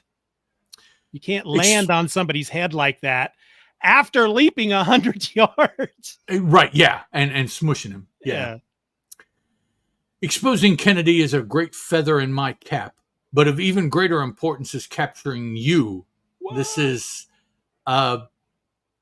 Casey, maybe? Yeah, that's Casey. Hang on a sec. See, somebody yelling for me or something? Huh. Dude, if ICE raids your house, I'm going to freak out. Oh, they will have a frickin' fight on their hands, let me tell you. They better be planning to take me out. Now you have me. Now you don't. So Casey, so Superman is a bad guy? I guess he's on the most wanted list for Metropolis. I don't know. I mean, he destroyed that whole neighborhood. He destroyed all that car factory. Oh, so you're talking about, okay. That's got a Superman. Rap sheet for miles. Okay. So Casey tries to shoot him. When Superman makes a move, Casey tries to shoot him. Right. Superman runs around, to whatever alley. Let's see. Yeah, it doesn't say here either. Retrieving his outer garments. So he changes back to Clark, goes back to the Daily Planet, and gives them an article. I don't know when he wrote this. I guess there's a time gap here in between these, about the Kennedy being exposed and all that. And we have the bwahaha moment here in the last panel. You might be a good commissioner, Lois says, and Clark retorts, "I'll stick to reporting." So it's a wah wah kind of thing. Yeah. So there we go. Oh, I know what it is. I bet he's talking to his partner because now I hear there's two people. Okay. Okay. And so I think that's the end of that, and it's certainly all I have to say. Look at this last panel. Look at the way Lois and Clark are dressed, especially Lois. And then we're going to go, because we made a joke at one point how it felt like these guys were being assassinated within hours of each other. Mm-hmm. Is she wearing the same outfit? Clark seems to have the same suit on that he's had on the whole. Yeah, story. but he, both he and Perry look like they're dressed exactly the same from page 1 to the final page. Right. Okay. But they, they're dudes. They wear suits and stuff. Right. Yeah, that's what dudes do. So here is Lois and Clark. Right. Page 2 of the story. The first guy hasn't even been assassinated yet. So everything from the moment that the new police commissioner is sworn in, right, everything else happens the same day. Oh, you think it all happens the same day? Okay. Because Lois is wearing the same thing throughout the entire story. Okay. So in the same, so let's say that morning is the swearing in. But here's where it gets weird. Here's where the timeline doesn't match up at all. So the first guy is assassinated that evening. Right. As he leaves his home. The second guy, it says on the day that the second guy is sworn in, then he's assassinated. But Lois is still wearing the same thing. So let's just say that when the second guy is assassinated, that starts a new day. And then it's the same day for the rest of the story. Still, there's a lot of crap that happens. Yeah. Either way, whatever the one day is, there's. Yeah, especially if you're just look at page 3 there. First panel, the guy's getting sworn in. Second panel, the guy is leaving. Third panel, his car blows up. He's dead. Right. Next row, the reporters are like, oh my gosh, how could this happen? Second panel in the second row, that's when the mayor's like, the committee guy comes and asks the mayor, why are you not doing anything about this crime? You're the new commissioner. Yep. I'll make you commissioner then. Yeah. So then the next row, by the end of the next row, 3 panels later, that guy is dead. Is dead. Yeah. So you've got 2 swearing-ins and 2 deaths right there on one page. And then the next page, it's just... So not only are 2 guys assassinated, that same day, Clark is given the job. He moves into the office. Lois plans out this elaborate scheme for some thug that she knows to attack Clark to make him look like a hero. But instead, an actual assassin, the same day that 2 other guys were assassinated, they learn that immediately, oh, Clark's the new commissioner, go get him. They try to assassinate him. Clark thinks it's an act. That is my favorite scene in the whole story, frankly, is the fight between him and the thug. Just the whole... The real one? Huh? The real thug? The real thug, yeah. Mm-hmm. The guy goes to punch him, and he moves and hits the sidewalk, and then Clark headbutts him. It's just... so much happens in this same day that it's crazy. Very much, yeah. So not only does... the 2 guys are assassinated, Clark's given the job, there's an assassination attempt on him, and then immediately after, the fake assassination attempt happens. Right, there's a second assassination attempt, which is not related to the first, so it could have happened anytime, but it happens right after. Yeah, and then immediately after that, 2 guys throw a firebomb in the mayor's office. Right. After that, he goes out, he sees the dudes, he's suspicious. The dudes firebomb the mayor. Superman rescues the mayor, goes back down, changes back, goes back up to the mayor's office, which is, what the police commissioner responsibly would do. He's pulled aside by Casey. Casey says, hey, yo, we gotta we got a snitch here. He goes to check that out. Yeah, all of that. I could see all of that definitely happening in one day, just because of how one thing seems to follow another. There really doesn't seem to be much of a gap in anything where you could just insert time. Yep.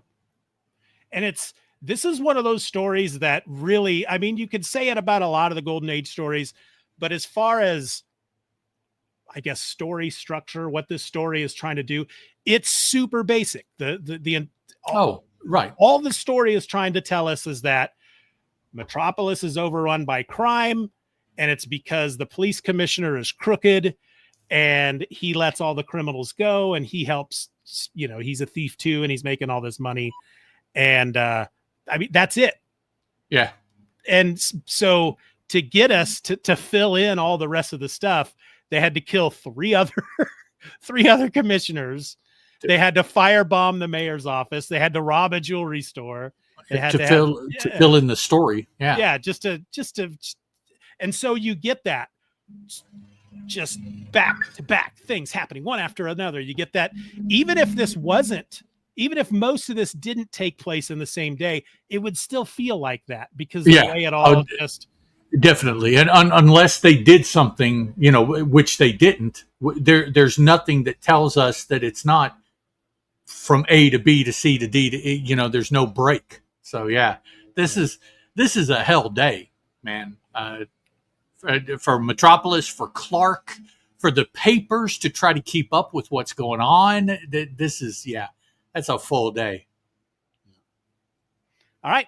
Anything else you want to say about this issue? I don't think so. It's fun. I enjoyed it. Yeah. It was a lot of fun. A lot of laugh out loud moments that, weren't supposed to be laugh out loud moments, but they still are. That's the golden age for you. I think it's, I don't think they necessarily took, and I don't mean this in a bad way. I don't think they took what they were doing as seriously as people do now. Oh, hell no. Everybody wants to win a Pulitzer and write the next great novel in a comic book nowadays. Whereas back then they wanted to write something that a kid would plunk down a dime for. And that was it. Yep. There it's like, the seasons of TV, the way like a show like X-Files, for example, there was a big story going on, but they still had 22 episodes per season. And so like 50-60% of those would just be these monster of the week stories that were just fillers. Right. And that it's so like all of these golden age stories are just they're just the filler episodes that, because they're not telling, there's not a continual story going on, but right. Yeah. They haven't gotten to the point where they try to do multiple things. There's not the mythos story going on with the fillers in between. There is just fillers. That's all there is just, and maybe a part of that comes from the fact that a lot of these guys started with newspaper strips. Oh yeah. Yep. I don't know how long it took really.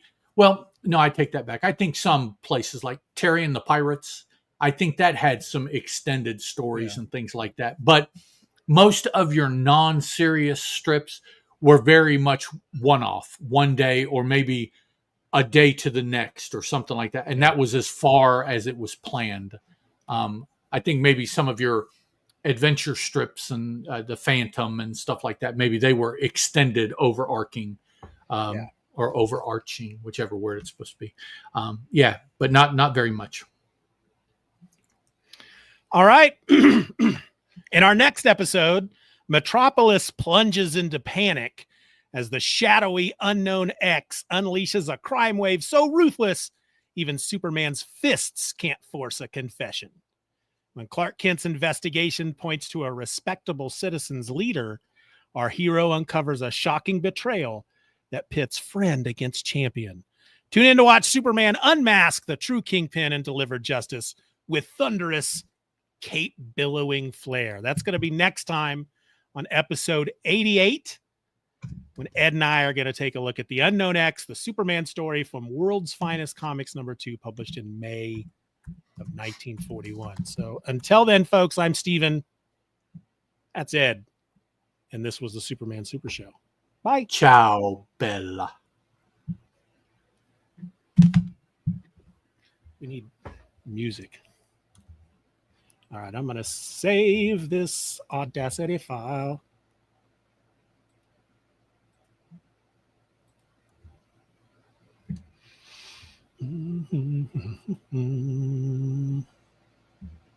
What episode is this? 86?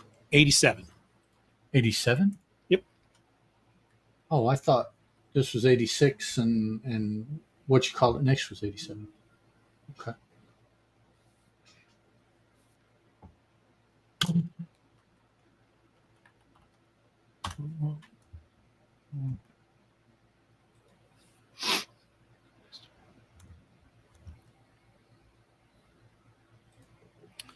Okay, that is saved and I'm recording the next file.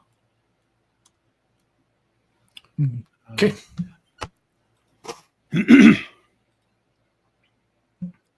Baby. All right. Yep. Take a drink, folks.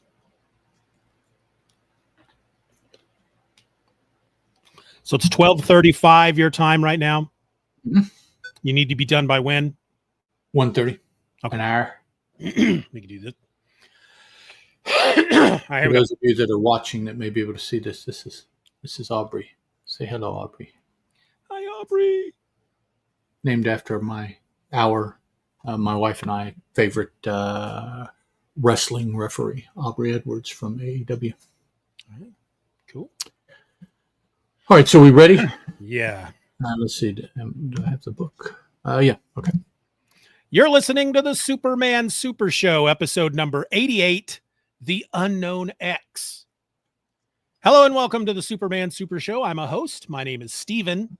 And 1,000 miles over there to my right is another host, Mr. Ed Moore. What up? What's up? Hey, you said right in the right place, and it's not in the script. So hey, know, you remembered that time. Yeah, cool beans. Fix it again.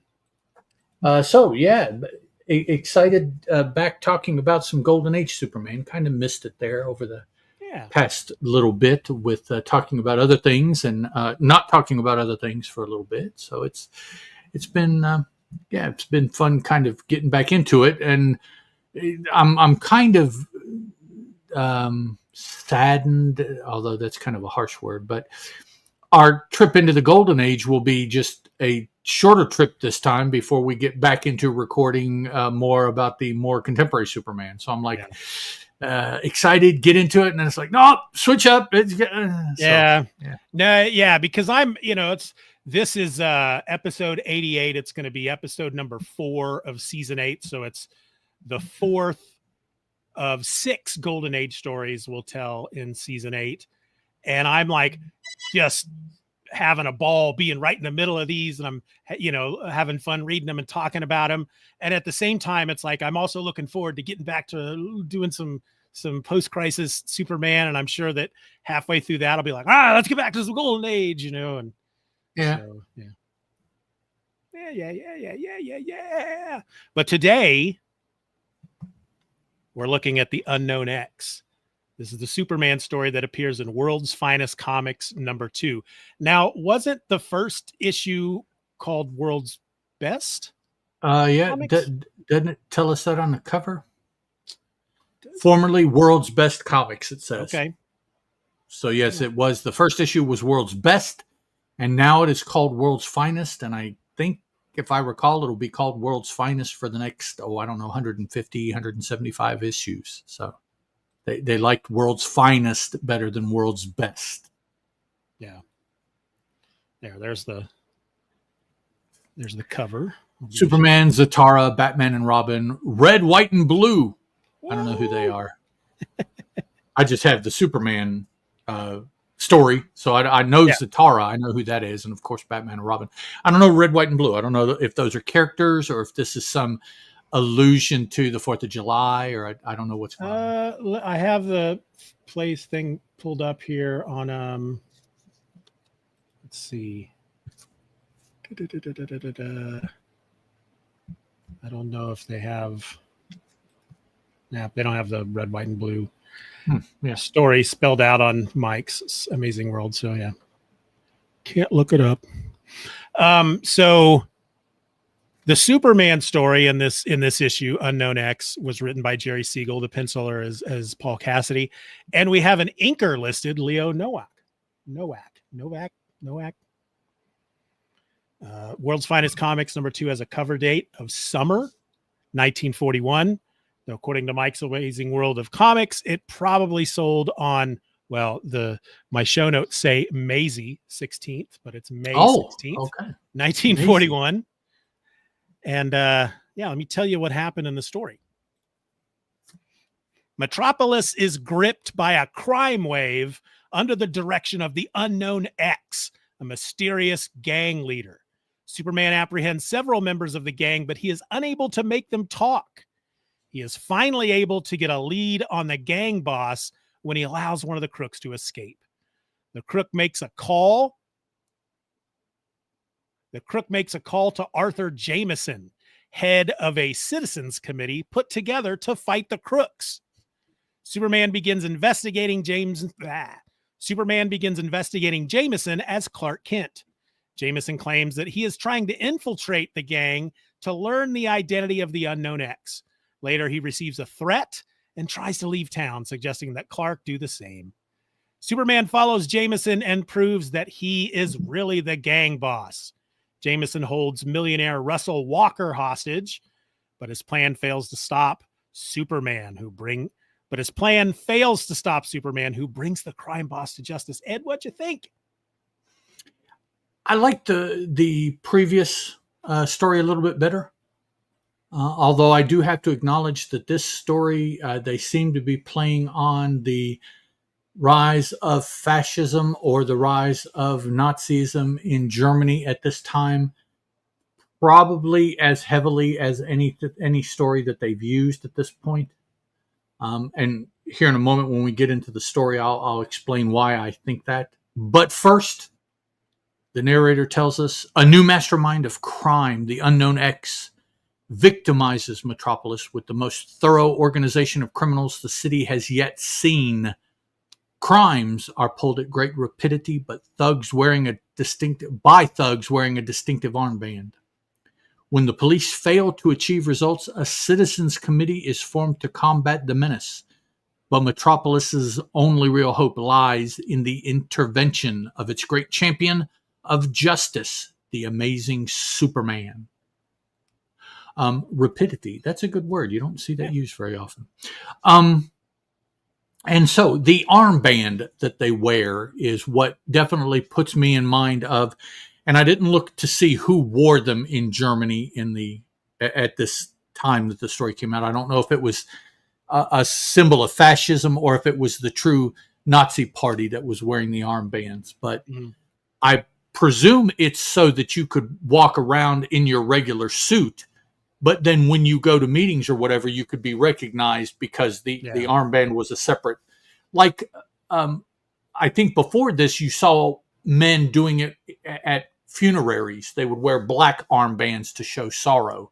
Yep. And somehow, so I guess wearing an armband to signify different things must have been something that was done at this time in history around the world.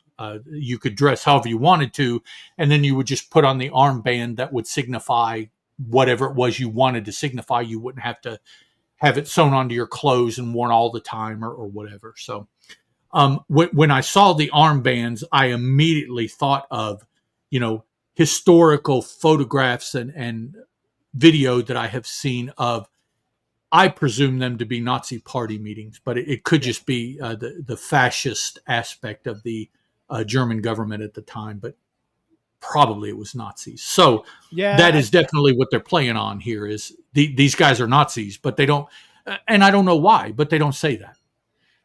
No, it was like it's like in the episode or the story with the Ducalia spy ring, the sports contest with the nation of, they were obviously supposed to be Nazis. And DC just doesn't, they tend not to use real locations.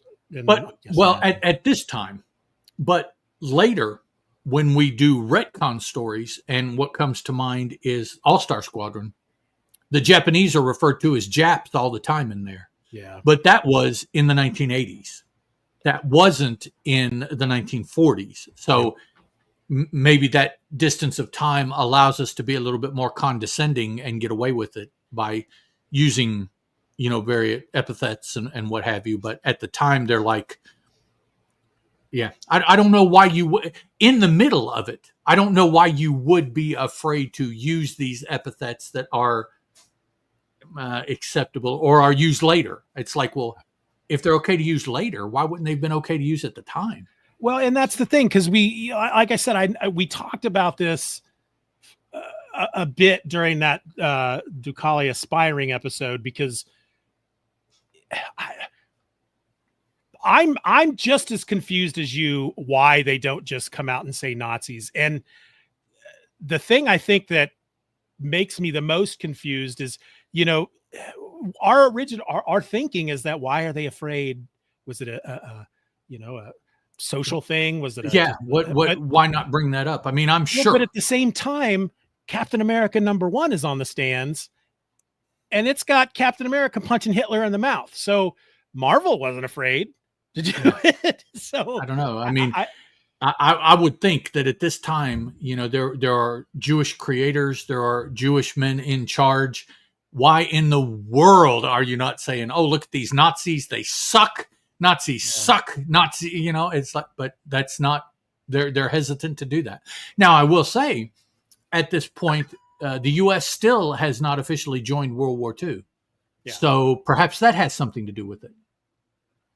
I don't know. I'm trying to find an audiobook that I have. I don't know if I kept it. Okay. Hold on just a second. Okay. I'll go into the story here a little bit. Well, let me say real quick, because the whole the armbands that they wear, once you put it into that perspective, I'm now thinking of Germans in suits with their fedoras, and they've got the Nazi armband on. I've just always assumed that those were Nazi party members who were not members of the military. Right. So rather than wearing like a Nazi uniform, they would put the armbands on. But when I was for some reason, when I was reading this, I didn't put that connection together at all. All I could think of was the X-Men. Yeah, okay, that's kind of a stretch there, but yeah, well, I like your circle with an X through it on there. Your military and your layperson. I could see, yeah, because it's not a uniform, and maybe that was just it. Maybe it was only officially part of a uniform. Otherwise, it had to be something that was removable, and so that's why you had the armbands. Okay, I think, yeah. So I've got this. I haven't started listening to it yet, but it's a book by Danny Fingeroth, and it's called Disguised as Clark Kent, Jews, Comics, and the Creation of the Superhero. Oh, okay. Okay. They're certainly in the 30s and 40s, a lot of superheroes created by a lot of Jewish creators. Yeah. That was and to me, I don't know why necessarily, but that always has struck me as a very interesting element of a lot of the American comic book creations, is that a lot of them were done by Jewish men. So, yeah, and there were more artists in the U.S. at this time than just Jewish men, but it seems to be they that moved into the superheroes and started doing the superhero stuff first. So, yeah. Yeah, I got to listen to that book. I'm sure they talk about that. Probably, I would hope so, because it's a glaring kind of thing. It's not. It's one thing to say that all these heroes were created by middle-aged white men, which is true, but it's even a subset of middle-aged white men is that a large number of them were Jewish. So it's like, well, why? I don't know. I've never really dug into it, but it's always been something that has stuck out to me that I've been curious about. Not only that, but if you think about it, a lot of the longer lived superheroes were those created by Jewish men. Yep. Why is that? Does that have to do with anything? Or is that just a happenstance or coincidence? Yeah, I don't know. All right, so we open at the Daily Planet with Lois and Perry. Perry? Is he Perry Whitehead? Yep. Talking. Perry says the unknown X must be stopped before he blackens the name of this city beyond all repair. And Lois retorts, and I know someone for that job, Superman. And Clark is sitting here. We see him off to the side a little bit. So, of course, the next scene is Superman. So first panel of the actual story, and two of the three biggest figures of the Daily Planet are together, and two of them are talking about this crime thing, that something needs to happen. And just within that panel, it's been decided that the Daily Planet's not going to do anything about it. We'll leave it to Superman. Oh, well, yeah, that's true. Well, but I mean, they spent so much time in Action Comics that would have come out about the same time in taking the lead. You know, they're like, well, we're going to step back and let somebody else do it. Superman's a good one, but let him do it. And the next panel, we see Superman trying to subdue a bunch of thugs in a car, driving away, firing pistols with one of them, and you can presume all of them have, but we see one definitely has the armband of Unknown X. Yep. Superman tells us, in case we couldn't put that together, hirelings of the Unknown X, here's where the mysterious characters and I come to grips. So he's getting ready to stop them, plops down on the car, rips the roof off, throws one guy through the hole in the roof while he's grabbing the other. By the time he extracts the second one up outside, he catches both of them in very uncomfortable looking ways here in this panel and flies off with them. Although it's in the way that he is drawn in this panel, I could argue that he's not flying, that he has leapt because of the way he looks. But yeah, there's a moment later that it's obvious that the artist was like, oh, he can fly now. All right, then. Yeah. So he takes the gentleman and what takes him to a police station, I guess. But what's all the smoke in that panel? I don't know. That confused the hell out of me. I assumed that they were hovering in the clouds. And it looks to me like what he would do is take them up there like he did in the story in Action, take them up, threaten to drop them to get information from them. But he does that later in this story. Yeah, but I thought this was the same scene, but it's not. Yeah, I don't know. Maybe confusion by the artist. Maybe the artist had read farther into the story and then was drawing this, and it's like he intended it that. And I'm going to go for a no prize here. Okay.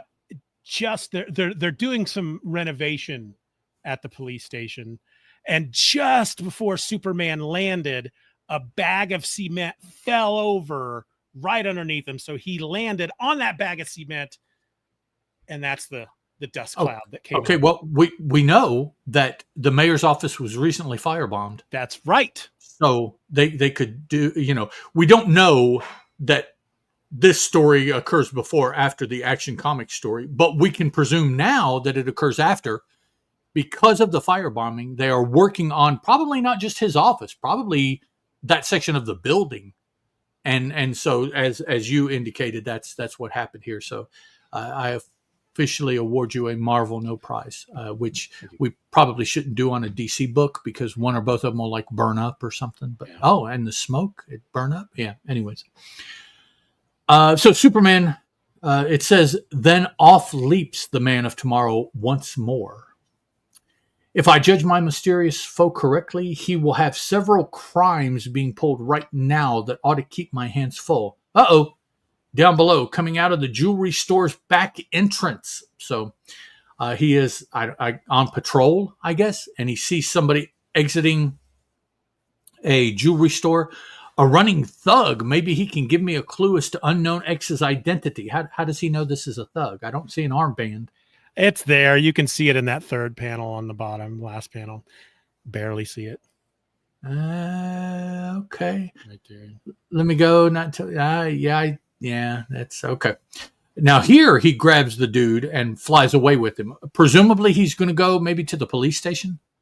But as he's flying, Superman flies close to an airplane and decides that he's going to use the airplane to threaten the guy for information. If you don't give me information, I'm going to do something. Something's going to happen. So first he threatens that he's going to drop him in the prop of the plane if he doesn't give him information. So the dude talks, tells him that I can tell you that the Metropolis Trust Company is scheduled to be robbed this very minute. And so Superman takes the information, which this is kind of funny. He threatens to drop him in the propeller of the plane. And then when the man decides he's going to talk, he sets the man on top of the plane. And Superman sits on top of the plane, just bent over, clutching his knees as a young boy would listening to a story. Story time. Yay. The man gives Superman the information.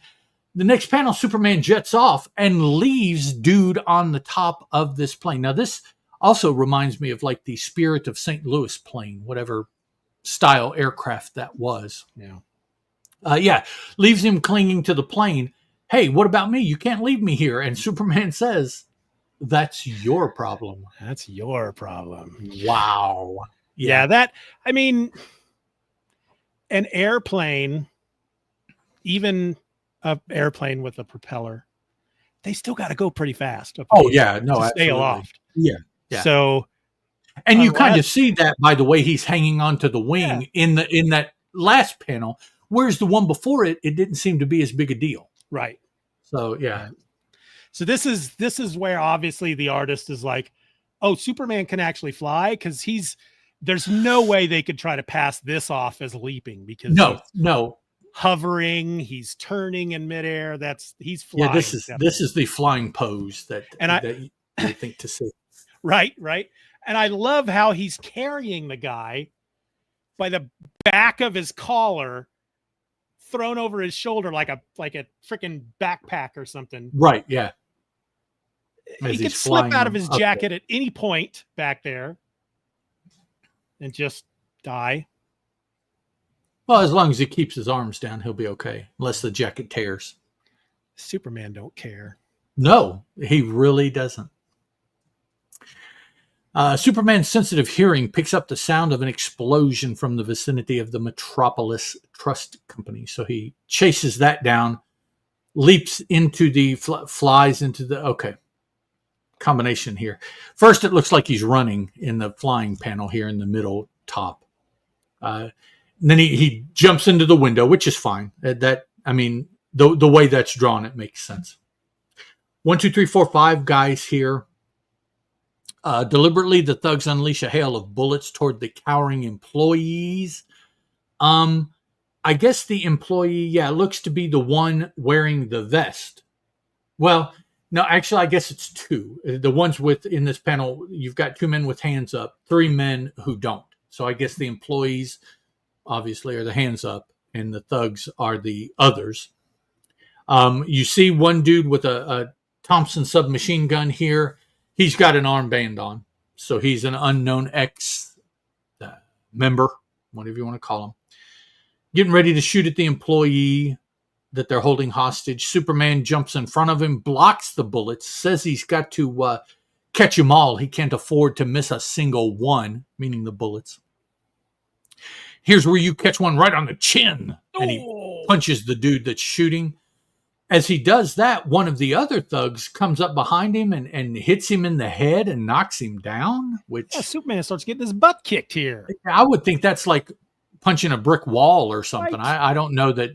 I don't care how off balance Superman was. I don't know that a regular person could hit him hard enough to knock him down. No, that's very inconsistent here with his power set at this point. Because, I'm just going to throw the no prize out there. I'm going to assume that Superman wasn't just off balance.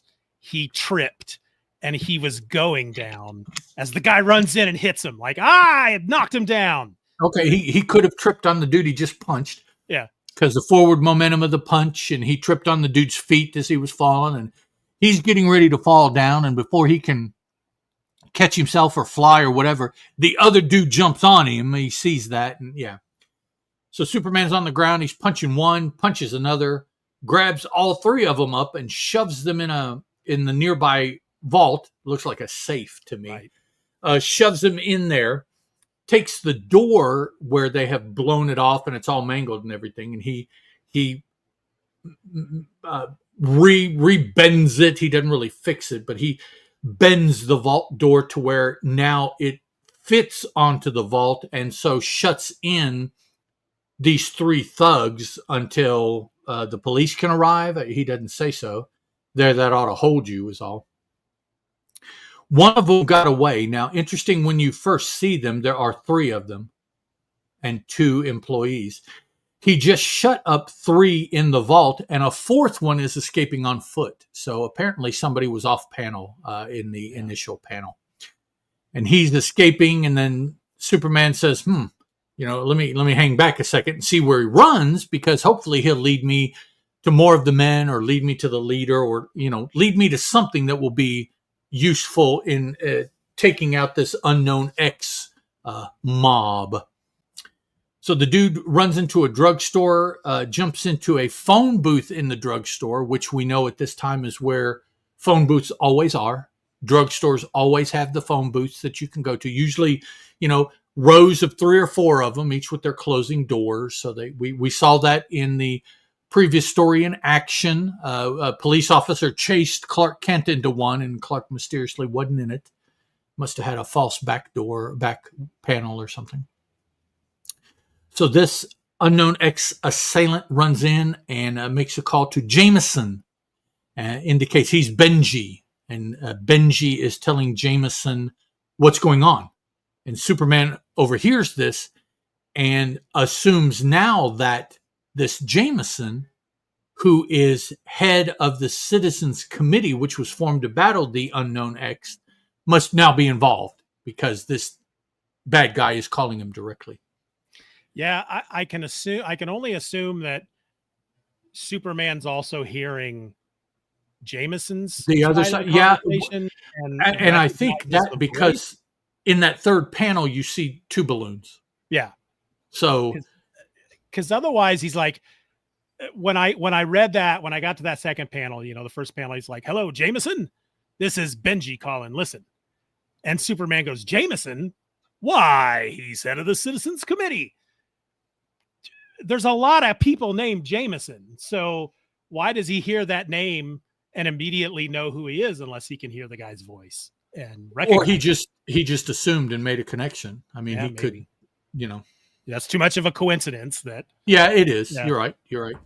But we've got to move the story forward, so we'll go ahead and make that connection now rather than having to explain something. So yeah, but you mentioned that I could see him now making that connection, because in his head he'd be like, that's too much of a coincidence that this guy's calling someone named Jameson, and the guy who's investigating as part of it is right. Yeah. There is a Jameson who is close to these people because Yep.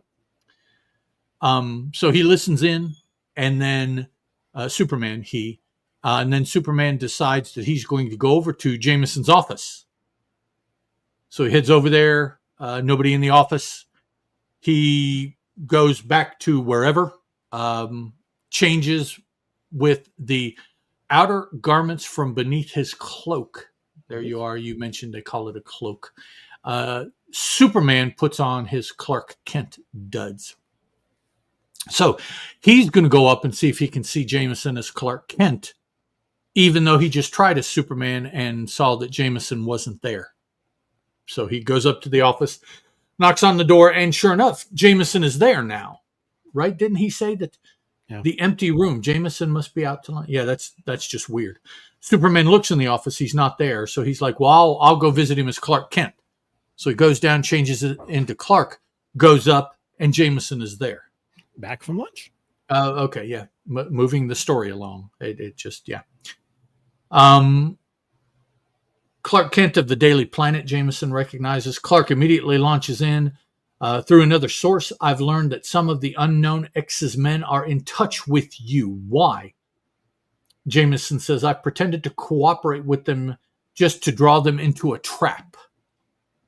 So Clark then takes that information and, whatever other information he feels that he has, talks to Sergeant Casey. And is this Jameson here that's with him? I don't know. There's a guy in a brown suit. Jameson was wearing a brown suit. I wonder if he took Jameson to the police station. I don't know. No, That's weird.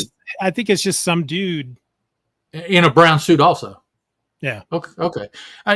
They only had so many colors they could work with. So, I mean, you couldn't make it a green suit or a black suit. You had to make it a brown suit like Jameson. Yeah.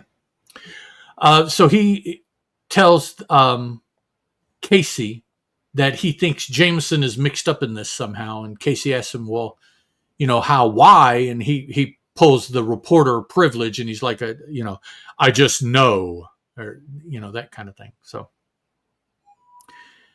Clark heads back to the Daily Planet, runs into Lois. While he's there, a phone call comes in and Jameson is calling. But yeah, that's weird. Okay. He just saw Jameson. So Jameson has received word that Unknown X is going to go after Clark because Clark is sniffing around them as a reporter. So he's warning him. Just says that he intends to wipe you both out. So I guess that's him and Lois. No, him. He says a wipe both of us. Okay, so it's Jameson and Clark. So Clark is getting too close, and Agent X or Unknown X is going to kill them both because Jameson is, I don't know, and Clark is getting too close to finding stuff out. He says that unless I skip town, I'm a dead herring, Clark tells Lois. She grabs up the phone from him and says, you ought to be ashamed of yourself, letting fear drive you from the purpose you swore to follow to the finish. Lois kicks ass. Yeah, what did he swear to? He's just a citizens committee representative. What did he swear to follow? To find out and stop Unknown X. That's why the citizens committee was formed. He swore to follow. Okay. And Jameson is like, look, my neck means more to me than my principles. I'm clearing out. And if your boyfriend's smart, he'll do the same. So there you go, dude. He's like, yeah, no. My principles are one thing, but my ass is something else. So, guess there's something in what Jameson says. My vacation is overdue. Perhaps I'd better take a trip. So Clark is already planning to do stuff as Superman, and he's using this as his excuse to not have Clark around for a little while. And she just immediately pissed off at him. Yeah. If you do, I'll never speak to you again. You miserable weakling.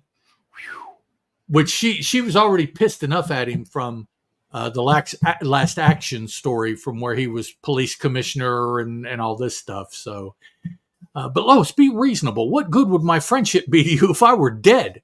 The point. He's got a point. What kind of friend would I be if I was dead?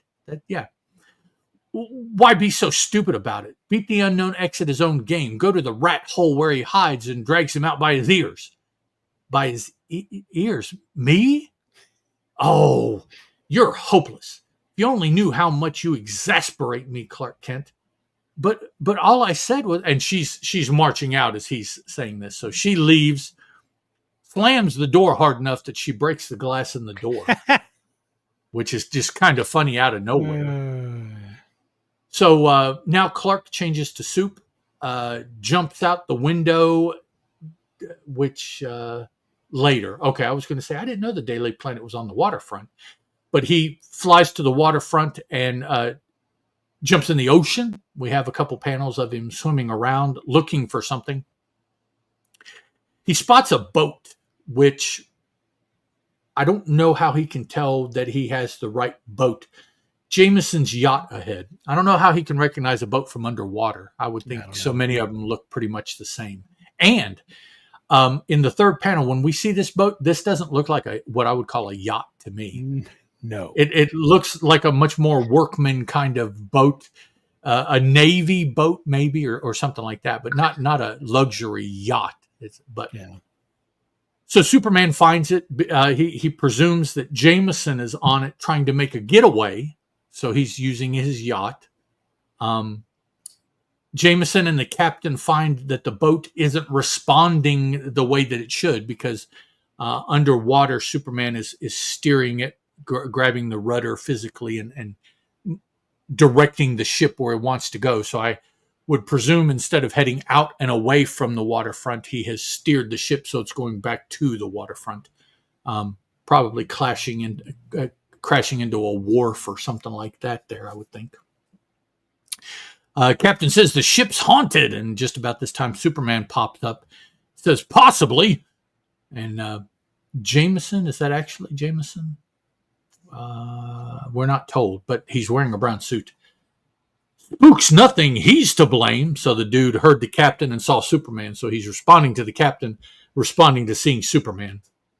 Superman jumps up, the captain draws a gun. The gun doesn't do any good. This unknown ex-thug, maybe it's Jameson, I don't know. He's got an armband. We do see that. It's not colored correctly, but it's on there. Jumps outside and jumps to a harpoon gun on the fore of the ship, right? Fore, the front. And aims it at Superman. Superman tells him, well, you go ahead. And I didn't know this is how you fire harpoon guns, but he pulls a cord on it like you do a top. Rips a line on a top kind of thing. That's what it, yeah. So we don't see it, unfortunately, because that would have been really cool to see it bounce off of Superman. But Superman says it did. Then while he's talking to the dude, a guy from over here throws a steel cable around him, trying to snag him up like all the bad guys seem to do to Wonder Woman during World War II. Whenever they try to capture Wonder Woman, they're always tying her up, which for those of you that are Wonder Woman fans understand with Marston and his fascination with women and bondage. And yeah, she gets tied up in almost every story that I've read. So they try to tie Superman up, but it says the Man of Steel is snagged by the cable. Easily he snaps the cable. It hurtles back hard enough that it throws the guy off the boat that threw the cable around him. I would almost envision it like maybe some kind of lasso or something, although tying a lasso out of a cable would be quite a thing to do for a regular person. So I don't know what they did, but he did it. The bad guy did. The reverb from where Superman broke the cable, knocks him off. Superman dives into the water, grabs the guy. And as he's flying up and out of the water, the man is rendered unconscious. The speed, or maybe holding his breath, or maybe he was knocked unconscious from the back blow of the cable itself. I don't know, but he's knocked out when Superman jumps him out of the water, and I presume just sets him down on the deck somewhere. Uses his X-ray vision. Superman does, not the unconscious dude, of course. Superman starts looking around with his X-ray vision in different parts of the ship, looking for Jameson again, I would presume. He's now to reconnoiter, Superman says. So he's looking, I guess, for Jameson, because that's who he wants to catch to begin with. So I guess that means that the thug that was in the captain's cabin at the beginning was not Jameson. Otherwise, Superman would have known where he was. So he's looking around, sees this dude tied up. More people tied up. His bondage fetish is just, yeah. Dude tied. He's wearing a green suit, so they could have used green in other places instead of everybody having a brown suit. Tied up, green suit. Superman breaks into the cabin there where he is, breaks his bonds, tied behind his back, almost like handcuffs or something like that. And it turns out to be, out of the blue, Russell Walker. Yeah. We've never heard of Russell Walker. No, I hate it when they treat it like it's a surprise reveal when we've never met this guy before. So Russell Walker, one of the wealthiest men in Metropolis. Thank you for saving my life. And now Jameson shows up. So you're the unknown X. Why does he think that? I don't know. What is that in his hand? It's a gun. No. In Superman's hand in the middle panel. That's a good question. Let me blow this up. Looks like he almost snatched a mask or something off of the dude's head or something. I mean, because he just untied the dude. Oh, it's his hat. Oh, he snatched his hat. Oh, so maybe that was him that was in the captain's cabin, because that dude had a fedora on. Okay.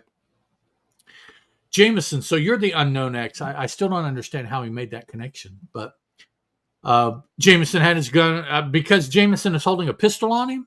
Is that why he assumes? And although, yeah, he snatches his hat and Jameson doesn't shoot him with the gun. Yeah, I don't know. Oh, and something just now occurred to me. I meant to mention back in the scene where Superman jumps through the window to the place. Was it a jeweler's place that had the vault that the men had blown open? I believe they called out Superman when he came in. Here. Do they say Superman here? Yeah, right there. Superman. Yeah. That's one of the first times that he is recognized as being Superman by other people, not us. Or by the narrator saying it. Well, at least bad guys. They had that the story where Lois is conned by the talent agency guy, and I think Superman goes into the dressing room, and all the ladies are like, Superman. And we have seen him reference to Superman in the papers every now and then. But yeah, it's not very often that he has been referred to by third parties as Superman yet. Yep. Yeah. So he confronts Jameson, grabs the gun out of his hand, breaks it, throws it out or whatever. And then here we have the story. You know, you always have to have the story, although a lot of times it's told by the bad guy, like in the middle of the book when nothing is really prompting them to tell us, of course, the reading audience, what the story was. And so this is the story of why Jameson, as the unknown X, kidnapped Russell Walker. I was going to refer to it by the whiskey's name, Walker. But yeah, this is Russell Walker, who's in Metropolis, not in Kentucky. Like, what is the whiskey? Johnny Walker? Is that what the whiskey is called? Yeah, Johnny Walker. Johnny Walker. Yeah, no, this is Russell. Speak up. Why did you kidnap Walker? You're so smart. You figure it out, says Jameson. And so Superman's like, okay, I will. Only one solution. You planned in some way to murder Walker and frame the identity of the unknown X upon him. You chose him because he's been known to refuse cooperation with your committee. And Walker raises his fist like the old man on the lawn and says, you dastardly, or a dastardly scheme. A dastard, yeah. Shaking his fist at him. You guessed it. Evidently, you've not only got super strength, but super intuition, Jameson says. Not intuition, Jameson. I happen to understand the depths of the criminal mind, and none could occupy a lower plane than yours. Burn. Superman with the insult, yeah. Walker, I'm going to leave Jameson in your hands. Think you can handle him? The captain of this yacht is an honest man and will set back for shore when he learns who his employer really is. I thought Superman had already turned the boat back towards shore, but okay. Walker, I can take care of him, but be careful. They don't make them any more treacherous. He won't get away with anything. And of course, in the next panel, Jameson gets away with something. Yeah. He gets the same pistol that Superman got, or he had another pistol on him. Yeah, he had another gun hidden on him. Grabs up Walker basically from behind with the pistol to the back of his head. He perp marches Walker and Superman out of the cabin onto the deck of the ship because Superman, I guess it's too close. Superman's afraid to try to do anything. So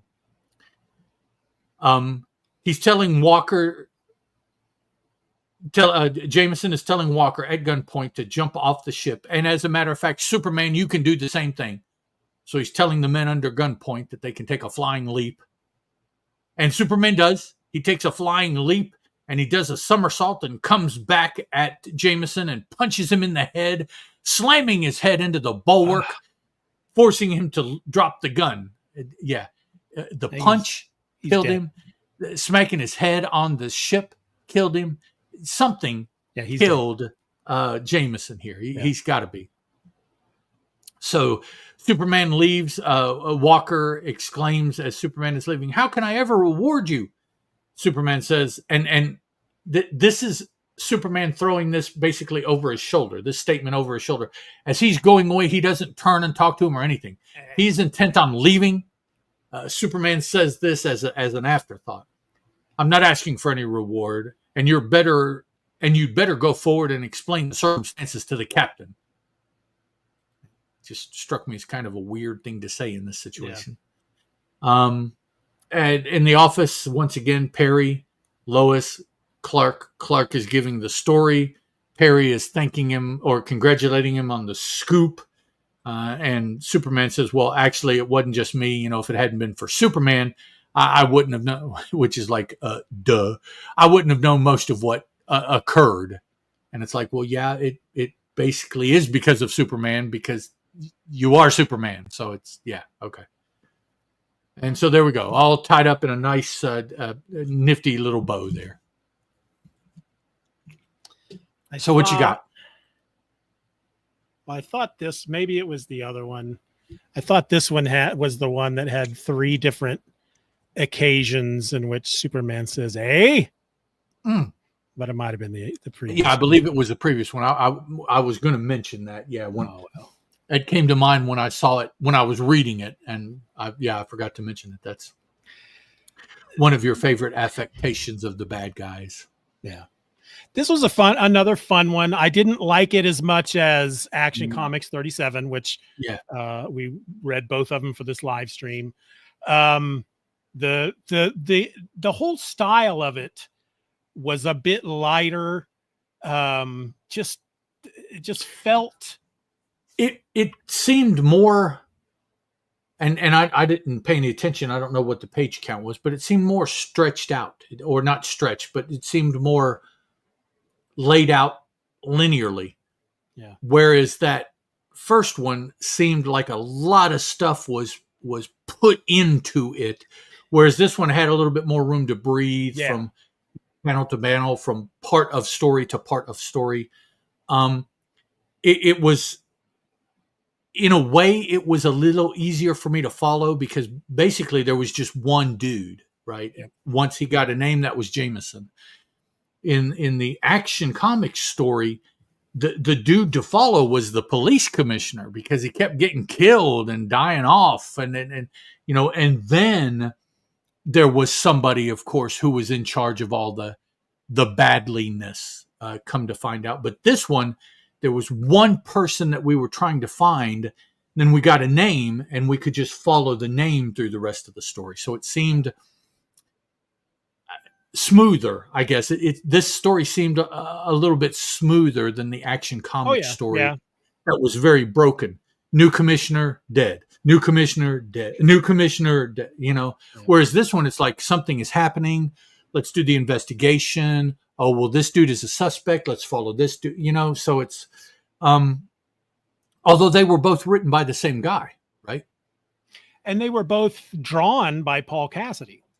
And they were probably they were published close to each other, so they were probably created relatively close to each other as well. So, yeah, just it seemed that for whatever reason, what they wanted to do, if the artist was heavily involved, or what he wanted to do, if it was just the writer of the story, was very different between the two stories, or he was in two very different states of mind when he created them or something.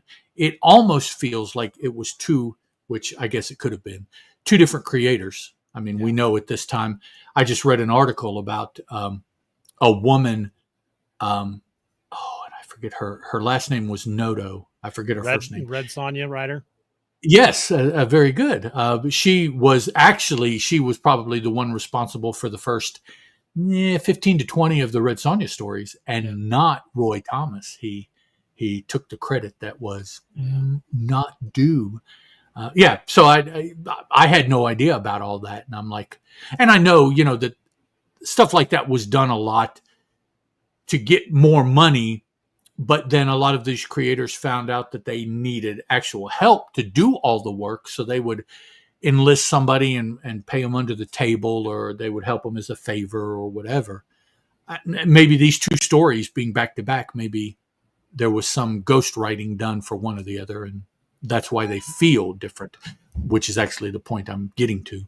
But they do feel, I think, pretty different.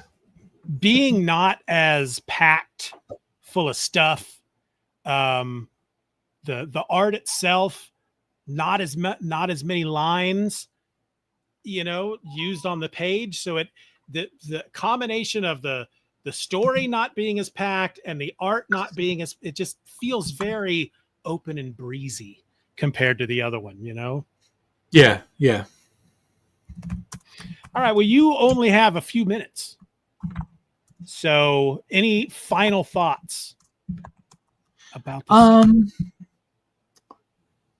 Not really any final thoughts. I like getting back to this style of writing that was employed during the Golden Age. Other than, well, one other exception, other than reading for Golden Age Superman, I am reading Golden Age Wonder Woman as a read along, following with a podcast that I recently found that is going through her stories that appeared in the actual Wonder Woman comic. So I am reading those.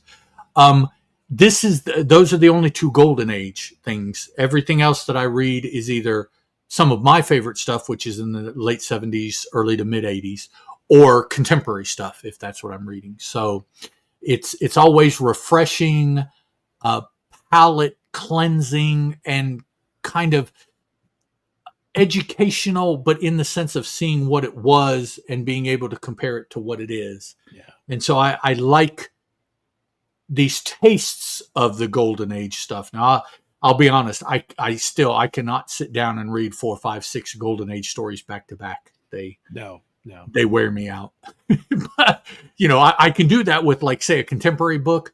I can sit down and munch on 8, 10, 12, 22-page contemporary stories and then 3 hours later, I'm like, oh shit, I've been sitting here, that I don't know why. But these Golden Age stories, after 2 or 3, I'm like, they're exhausting. Okay, I need to take a break. And So it's like, it's like your favorite food. You like to eat it, but it is, even though it's your favorite, you can get to the point where you have too much of it and you're like, yeah, no, I don't want any more, even though it's my favorite. The Golden Age stories are like that for me. 2 or 3 of them, and I'm like, yeah, I need a break.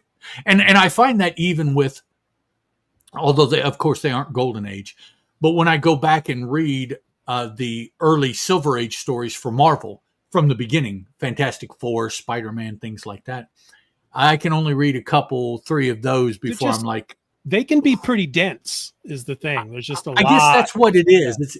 I guess it's the contemporary books, even the serious ones, are just easier reads than, for instance, this action book with the dude dead.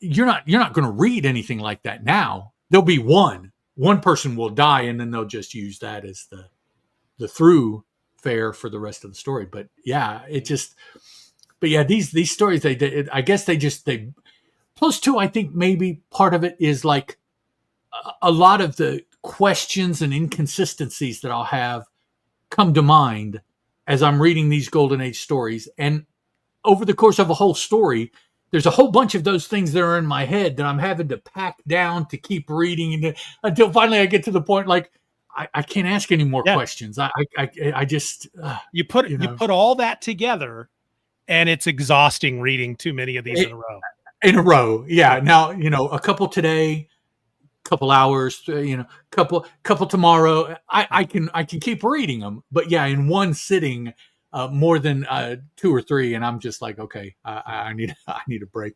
And these two were pretty much like that. I had some more time this morning. I could have read some other stuff after these 2 stories, but I'm like, nah, I need to not read anything and just try to sort some of these things out in my head so they don't seem maybe as goofy as sort of let it settle for a minute. So yeah.